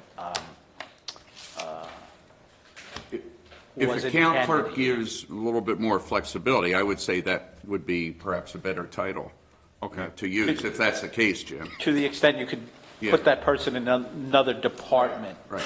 The civil service there's a civil service title of, I believe it's assistant tax collector or something of that nature. Right. Which again limits you in essence to the tax collection and water bill collection roles. To the extent you wanted to put a person in, in with Frederick in accounting or something like that. I think if you, such a position, again, as a part-time position, you'd have the flexibility of moving that. Well, the intention is, this will be for Leanne in that window. It wouldn't be to go to Frederick or some other place. Not to go anywhere else, No. it's just, it's specific to that job. So, I mean, if that's the case, I believe the title is assistant tax collector. Okay. So assistant, but does that imply order of Does not, succession? I'm sorry, Does that imply order of succession or No. authority? it does not. So I'll move to amend the resolution to indicate assistant tax collector. I'll- Is that accurate? I'll get the Get the title. correct Just want to make sure we have the right verbiage. civil service title, because this is a person that reports directly to the receiver of taxes. Right. If we wanted to just Table it I'll for move the now. table until we get clarification. Okay, so we'll go to the next one, which is Resolution 2019-56. And this is a resolution establishing wages for armed court officers employed by the town of Wappinger. This is at the request of the court, I'll move it. Second. all in favor? Aye. Any nays or abstentions? The motion passes. The next item is actually something that I've drafted. I talked with some of you. It's really with the intention of introducing it, and so if there's wants to be more time to review it, certainly more than happy, to do that. This is a resolution, number 2019-57, establishing a charter for Town of Wappinger Arts and Cultural Development Advisory Committee, as we try to promote more, like the Chinese exhibit, arts and culture in the town. What I was proposing here is that there would be an advisory group to, the board, a minimum of 7, not to exceed 20 individuals. Myself and one member of the town board would be at least required to be on that. No funding obligations, a kind of a general purpose and intent. But it's certainly something I'm more than happy, to table if you want to have some more time to review it and talk about it. I like to table it so we have some more time. Okay. I mean, I think it's a good idea. I but do it's- too, but I just Yeah. think it would be, good to table right now. That's fine. Okay. Okay. Thank So, you. we have a motion to table? Yeah, I mean, I'll second it. Okay. Thank you. Okay, all in favor? Aye. Nays or abstention, motion passed. Yeah, at least I want us to look at that and work on it and move toward it as possible. Okay, Mr. Hanna, have you come up with anything yet, or should we move Actually, on? Dutchess County has, in the town, the position is deputy tax collector. So is that what we're going with? That's the name of the position? But doesn't that imply more succession? I don't like that idea at this point. All right, I don't have an objection going to account clerk for the time being. Yeah. But we just need to make sure that it's stipulated that this account clerk, and only this account clerk, reports directly to Leanne Freno. Correct. If that's the appropriate move. We can Oh, here's it doesn't involve, there's another position called tax record clerk. However, that does not seem to authorize the collection of money. Excuse me, Jim. Leanne said it's tax clerk. So maybe you want to check on tax clerk. clerk to tax receiver or something like that? Does this person have to be bonded also, or no? No, I don't know. Jim? Oh, well, again, Well, they're covered no, it by- doesn't have to be bonded, because our insurance Right. coverage, we would just add her, to, the insurance coverage, we'll add it to the list. So we don't have to do special bonding, because we have enough, coverage on our insurance policy to do that. Okay, let's move on, while Jim's still doing it, move on to Yeah. the next resolution. Resolution 2019-58. This is a resolution authorizing the execution of the agreement between the town of Wappinger and the Wappinger United Soccer Club. I've had meetings with them. We haven't had actually a contract since 2006, as a look back. This is basically based on the Little League contracts with some changes, edits that I've done. Jessica had put together the basic contract. This has a $3,000 stipend, to it, similar to the baseball. The important thing that I've made sure is not in here is there's no tie at all to the issue of field improvement. That's going to be a separate, we have no obligation, no guarantees or anything with respect to improving those soccer fields. So this actually is an agreement that covers liabilities and the various things that we have in baseball for soccer. And this is along the lines of the meeting when we discussed it. Exactly. It really is as a result of it, came out of it, Mike, that I wanted to do. Yes, exactly. Okay. No, I just wanted Yeah, to. Mike and I, Jessica, we had an hour meeting that day. Okay. I'll make that motion then. I'll second it. Okay, all in favor? Aye. Any nays or abstentions? The motion passes. The next item is also a draft, intended, I think, to be tabled, but to look at it. We had some discussion before about kind of a mission statement with respect to the Department of Parks and Public, Recreation Facilities. This is Resolution 2019-59. So tonight, I present it to you for information to review, and certainly I'm more than willing to see it tabled for further discussion. That's fine, I'll table it for that purpose. I'll second it. Okay, all in favor? Aye. Any nays or abstentions? That motion passed. Thank you, but I'd like you to look at it, and we can talk definitely. about that the next time. The next resolution is 2019-60.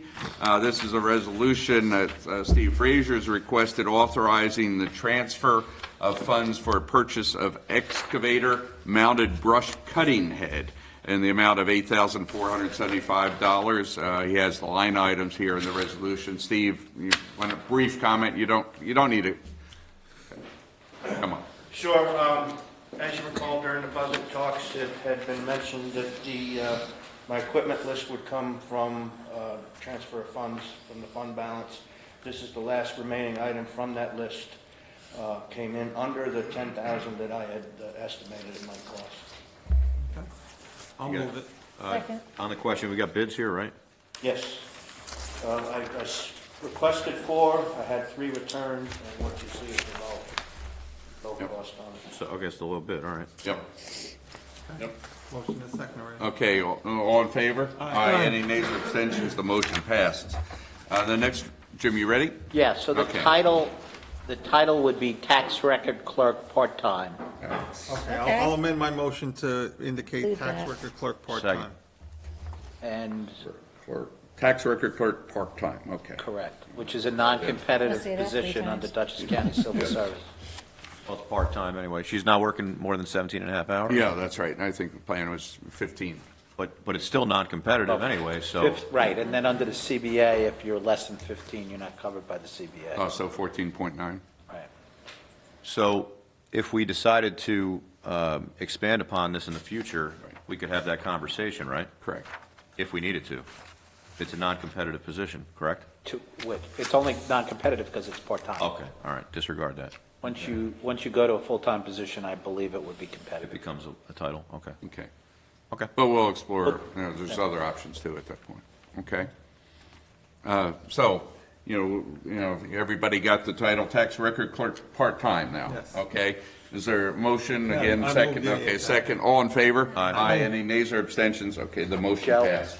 I'm going to forward you the job description. Okay.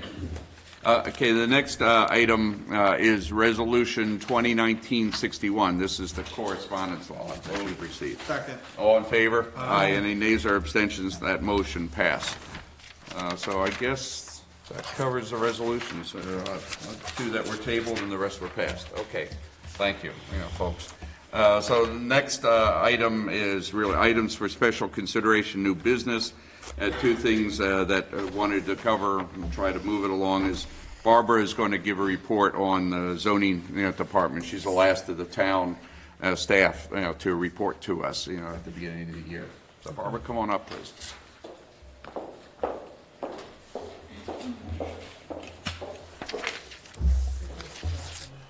Oh, thanks, appreciate it. Thank you. Thank you. Barbara, be careful. Barbara, stop. What's your Stop. Get that AV guy back in here.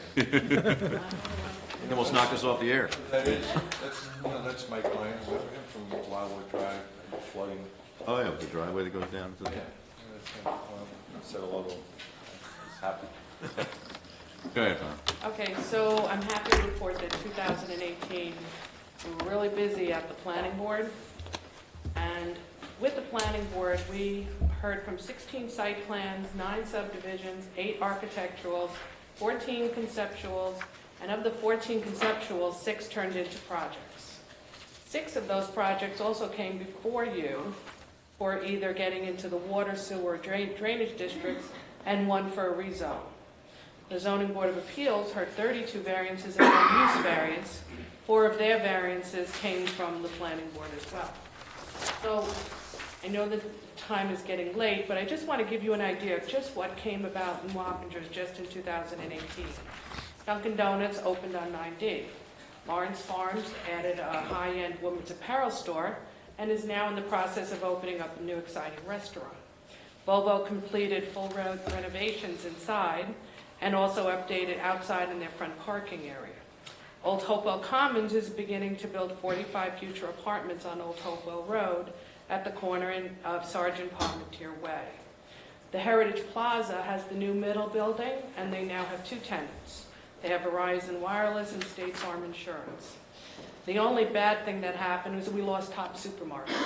So I'm hoping this year maybe something new comes in that's exciting for the Alpine Shopping Center. Hannaford Supermarket did $1 million renovation and added the Clink, which is the shed you see outside, which is a new innovative way to put your recyclables. Outback Restaurant also completed a full renovation with some outside work. DeGarmo Plaza, which had recently updated its facade, added a Dunkin' Donuts into what was a vacant bank building that had been there for a really long time. On that same area, Gaslands did a total renovation of their gas station and put a new, I guess, convenience store, I should call it, inside. Wireless Edge Towers got approved for a brand new cell tower on Soccer Field Drive, so hopefully that will help with people's service. The county completed their water line down 376 and Airport Drive, and hopefully that will begin new possibilities for the town with water. The Warnock House, which has been there for a really long time, decided to remove their commercial floor space and added 6 new apartments. And then Route 376 Holdings has now acquired the empty gas station that's been contaminated for years, is in the process of doing remediation, and plans on opening a new gas station and convenience store. That does not include all the little businesses that have come into the town and different offices. And then just to give you an idea, we're only into the middle of February, and already Villa Borghese came in last month to the planning board, and they're doing some renovations to the outside and some updating.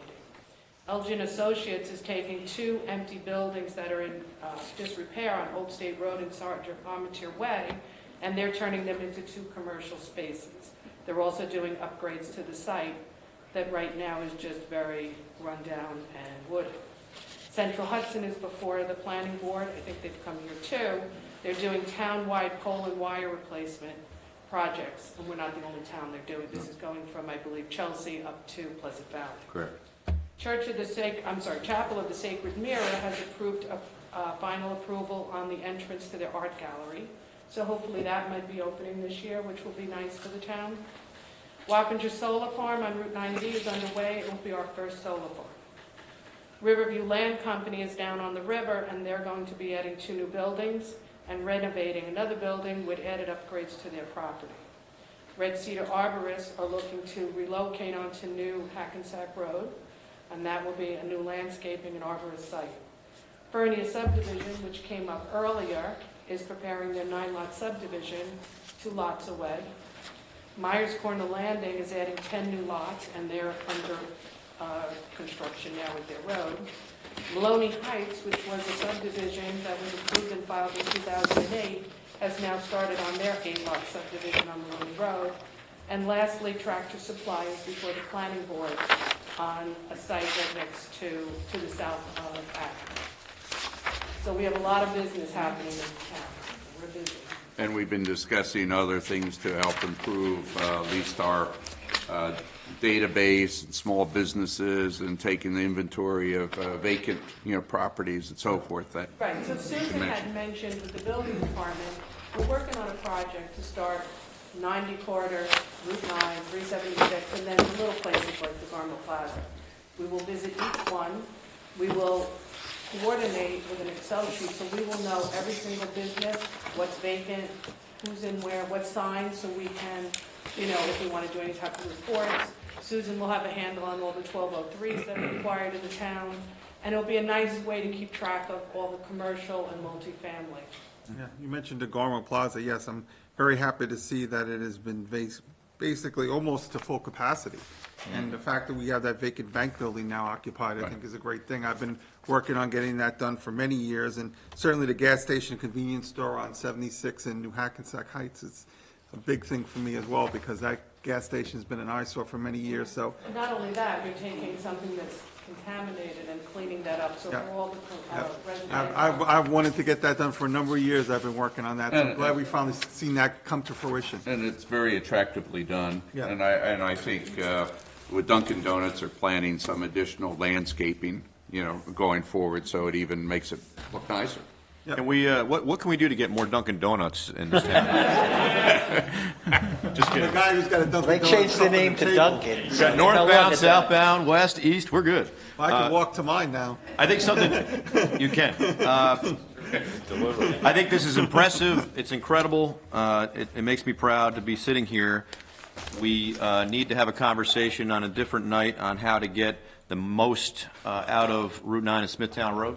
Great. And I think that water has something to do with that. We're definitely looking at that. So we'll have that conversation on another night. Thank you. Yes, water I is think next. it's Thank you, important that Barbara. we have a good planner and the planning board that has facilitated these changes Yeah. and upgrades in Yeah. our town, so And- thank you. and we've been working Mr. with him on Stallman some other and- things and as well, so. Barbara, so thank you. Thank you. Thank you. Okay. Bob, why don't you, ask Bob to give brief report on a couple of the water and sewer projects, but not including in southbound 9 yet, but certainly it's something we're looking at. All right, this first one, I've got two that I'll go over with you tonight. Yes.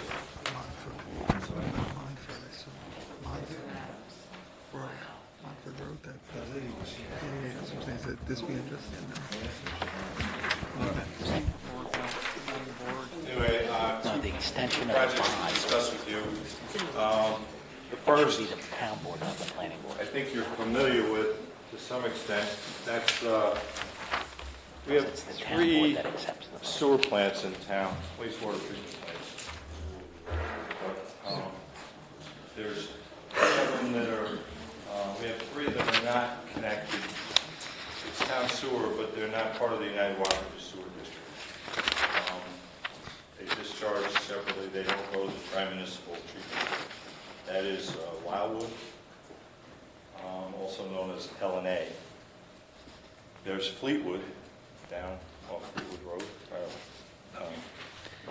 The town And then board there's uses the bond, not the planning. Midpoint Park or Royal Ridge I'll off mark it up and send it 376. to you. So the first Other than that, I I'm think going to it's talk fine. about And I didn't notice that the first time we sat down. this first one, which is Wildwood. And if you recall, we did win a grant for Wildwood replacement. The idea being, It's 40%, 2.48 million in grant, which we have until 2020. leave that straight over, but anyway, this is just a quick map, you have it in front of you. The Wildwood wastewater treatment plant is right here, this is the Rawls Trailer Park. This is let's call it the west, towards the river, towards Route 9. So the idea being to dismantle that plant and then build a pump station and pump the wastewater down the Hackensack Road and into the Willow Green development. That's this blue area, you can see the small properties. And to a point where, if you're familiar with that driveway,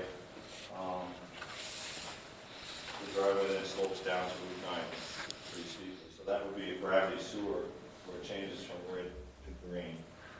And that would also give a place for the Woodhill Green sewer plant to discharge to when they dismantle their plant. They have a very similar plan in terms of years, nowhere near as well maintained as the town. Yeah, it's tough That's condition. interesting. It needs replacement as Because the well. town So board this- always this does the would kind of reduction, go not the towards planning It would take care of us with Wildwood, Do have but it would also whatever you want. it would also provide an outlet for the Woodhill Green sewer plant when that happens.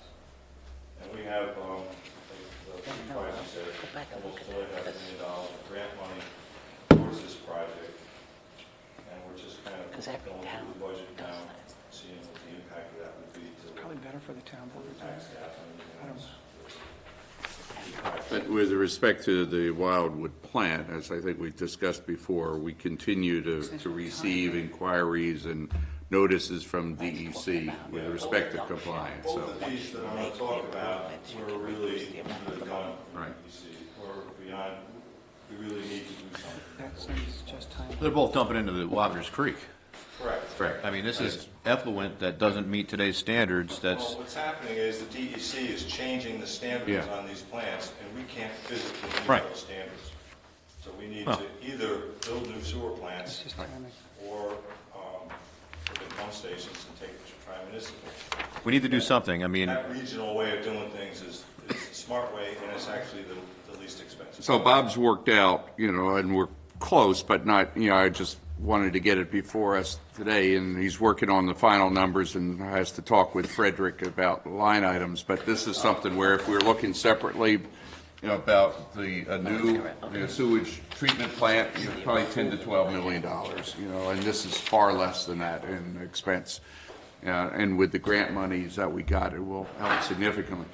Also Wood Hill Green and Wildwood, will be addressing a huge problem that, they have potentially, so. And this would be absorbed, obviously, by the sewer district.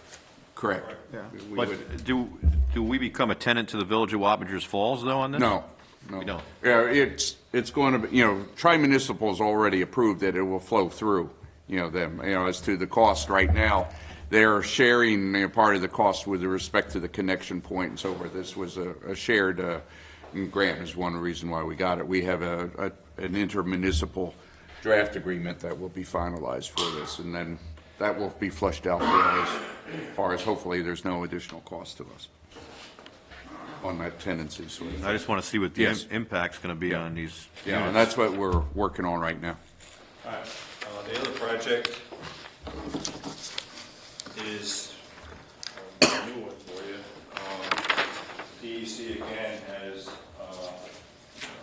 changed the effluent limits, or is going to change the effluent limits at the midpoint park treatment plant. And I made these. That's the one in Royal Ridge, right? Royal Ridge, Royal yes. Ridge, yeah. These are almost illegible, but just hard to get everything on one piece of paper. Thank you. Midpoint Park Sewer Plant is located on your map over in this top right-hand corner. This is the Garment Hill Road, and 376 is up to the white part of the border, and the entrance into Royal Ridge, over in this area. The plant sits behind, right behind Nick Johnson's house. Okay. Now everybody knows who Nick Johnson is, I do. Anyhow, It's like the olden days. Gabriella, if you know where Gabriella is, that's, Former councilman Nick Johnson, yeah. actually. Former councilman, correct, sat in this chair one time, but anyway, let's keep going. 1970. So, it's a very isolated area in terms of proximity to existing sewer. Existing sewer, when you think about it, is way far away. I mean, over on the other side of Old Angels Hill Road. So the plan is then to, again, dismantle the plant. Let me just say that, Bob has looked at several different alternatives that I've reviewed with him, and this seems to be the most practical, probably the least expensive of them all. I So, mean, I work very closely with Mike Tremper. Yeah. Mike and I So we've- talked several times every day. they went out and mapped it out. And this is been a real head scratcher on what we were gonna do when and if we were gonna have to do something about the street. Another big one was Tolchins, how to get water to Tolchins. We've been talking about that for years. So, Mike will tell you he's in agreement with this proposal, and that would be to pump out, there's a new road, we have to get an easement or something to get sewer out to the Garment Hill Road. They put it on here because you know what it is, called John Deere Drive, there's a couple of new houses built right off that on the Garment Hill Road. Okay. So the force main would come up there, take a left-hand turn to a high point in the road. The force main would be climbing the whole way. to a new receiving manhole into Garment Hill Road, and then flow by gravity all the way to Myers. Take a right-hand turn on Myers, cross All Angels Hill Road, go past, this crescent is Old Myers Corners Road, so past the first leg of Old Myers to a new second pump station. It's a kind of low area, wet area on Myers, right across from Meadowbrook Farm. New pump station there. Pump up to the gravity manhole up by Fenmore or by Grace Bible Church. And then the wastewater would flow from that manhole all the way to the Kent Road pump station, Kent Road and Myers. As part of this, one thing we do is rebuild that Kent Road pump station is getting along the tube. That needs some replacement. So there's things that are going to happen. This is benefiting the property owners at Royal Ridge, but it will be providing some benefits to the United Wappinger Sewer District. That pump station at Kent Road is going to need replacement very soon. And this project will provide a new pump station there, a standby generator, which does not exist at that station. In addition, we'll be building gravity sewer on Garment Hill Road. The town keeps a record now of property owners that call in and ask for sewer service, and there have been a number of property owners on DeGarmo that have requested sewer service, so I think this would be well met.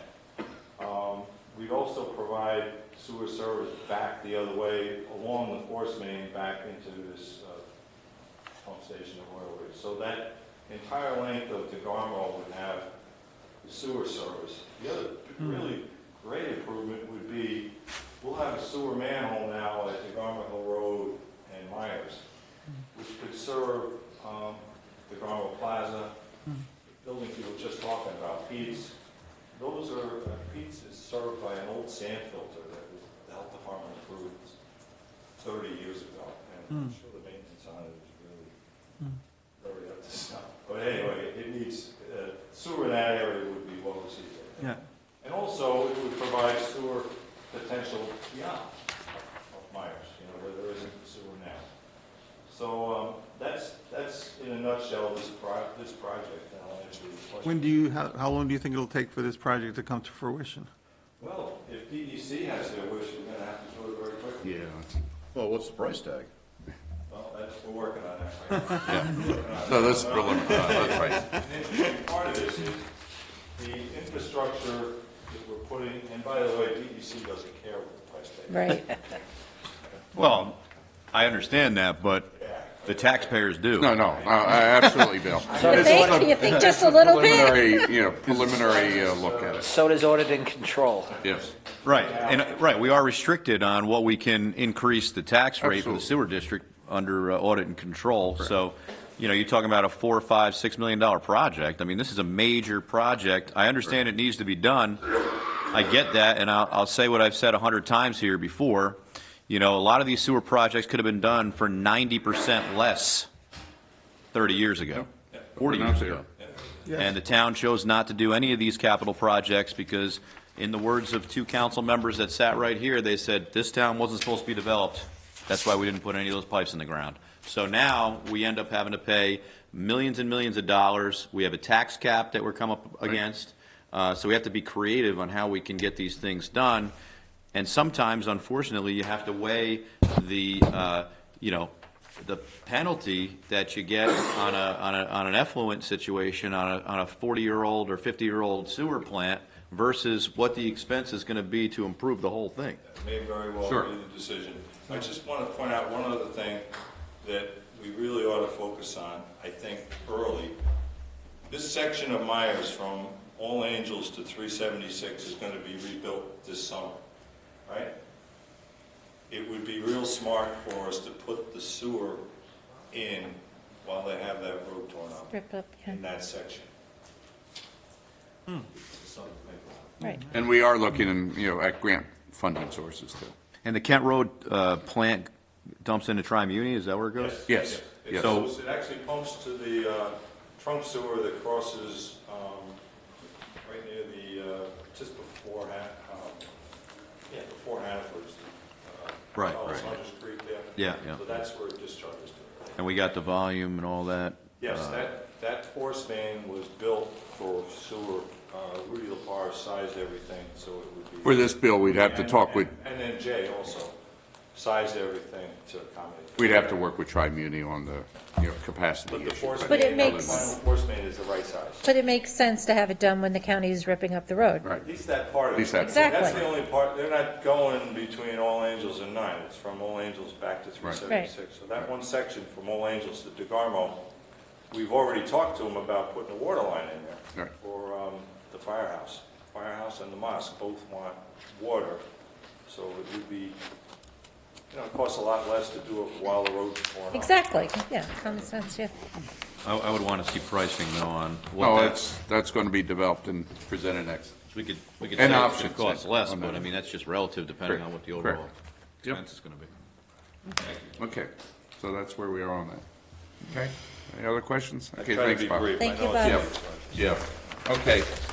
So now, we would move into executive Well, I session. just, the resolution regarding establishment of the Fernia. Oh, that's right, thank you, yes. And then I also have another resolution that I'd like to discuss Okay. afterwards. So, Mr. Clark, we're going to go into the, resolution authorizing an attorney to the town to bring actions in the name of the town. This is New York law, Town Law 65, authorize the town board to authorize. This is the resolution that you had handed out to us. I'll earlier. move it. Right. So that's an authorization to authorize Wallace and Wallace's town attorney to, Understood. Second, Well, I just So need- that one we do first. Yeah, I just need clarification. This is just a general blanket here, or what is this? it's for zoning, for violations of the town code and vehicle and traffic law. So this is just authorizing the law firm to the town to... It's changing the law firm from. Oh, okay, all right. Yeah. And we've gotten the letters, from the district Right. attorney's office as well. So this is just, and the resolution requests that the town clerk send a certified copy to the district attorney's So this office. is, I see, for the routine purposes of prosecution. Yep. Okay. Thank you. You have motion And second. and second. All in favor? Aye. Any nays or abstentions? Motion passed. Now for the Fernio. So, so this is, in essence, the culmination of the district creation proceeding. And this is in what's referred to as a public interest order. It's an order establishing the drainage district. Basically, it makes some findings that the proceedings are proper and that it's in the public interest to create the Fernia Drainage District. And I would ask that this be taken on a roll call vote. Need a motion, right? Right. Motion. Somebody needs to make a motion. I'll move it. Second. And what is the motion? The motion is, Motion, there's an order establishing, I don't know if it's before the board. I don't have it. I got the history, I don't have the... Yeah, I have the history too. I remember. thank you. Oh, okay. It's just the... We got an email, I think. All right, we're just establishing a drainage Yes. district. Yep, so it's the order establishing the drainage district. All right, so somebody moved it, right? Yeah, move it Yeah. second, yeah. All right, yeah, I have no objection. Okay. He wants a roll call vote. Oh, I'm sorry. Aye. Thank you. Aye. Aye. Aye. Aye. Yes. Aye. Well, that's for a drainage district. I thought it was something, I thought somebody was going to jail or something with all that. Jeez. Any other resolutions? A lot of Mr. paper. Attorney? You're better off going to jail, it's less. Just before we go to executive session, just 30 seconds. Pet First Aid, just want to Yes. plug that, is happening at Wapner's Junior High on Tuesday, February 26th. We tried to hold it here, but there's court going on, so that would have been a challenge with parking. So I sent a flyer to the supervisor. He can send that out. The school's also promoting it as well. That's right. Question for Barbara Birdie. I don't know if you're familiar with this particular area or not, or if this is even within your purview, but at Whitegate Apartments, at the end of Whitegate Road, which used to be called Whitegate Drive, somehow that changed, there's a cul-de-sac type turnaround area that back in 1960 whatever, when they built it, there was a stipulation that that would remain intact for the purposes of fire apparatus access. There's actually a fire gate there. Whitegate apparently took it upon themselves to build a huge fenced-in area and put the dumpsters there now. So turning a fire apparatus around became much more complicated, and we determined that when we had Santa Claus coming through. So not that it was an emergency that day, but that's the first we saw that structure that was built. So if somebody could look into that, if there's still a stipulation on that not being there, it needs to be removed, because there's definitely an access issue. You can't turn around there with a large apparatus. Planning board. So whoever needs to look into that needs to look into that. I don't know, yeah, they should have come to the planning board? Well, I assume that means they Work did. on it. So if that can be looked at, I know it shouldn't exist. So that's all I have. Thank you. Okay. Anything else?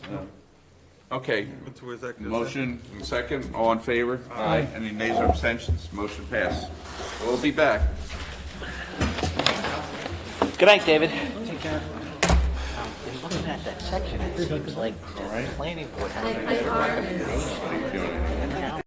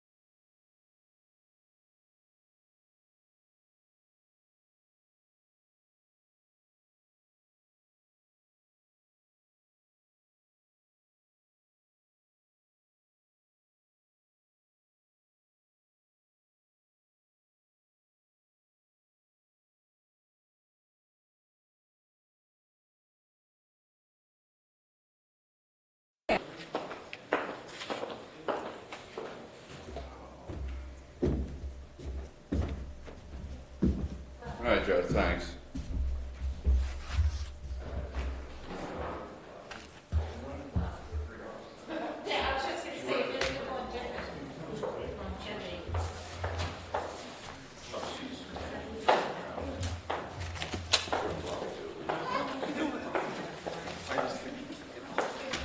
I think we all know. I think we all know.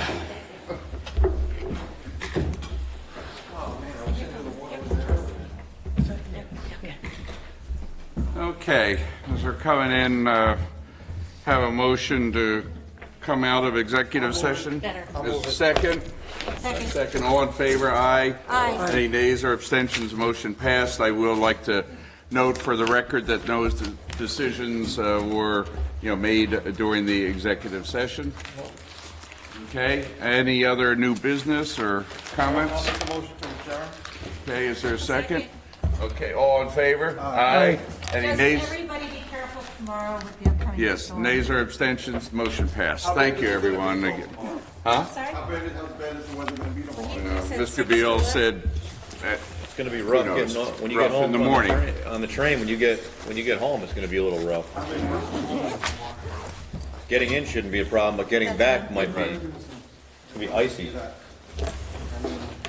what the hell, maybe I'll do that. our I would work from home. trucks are loaded and ready to go. Yeah, it's just a garden variety, snow. Oh, by the way,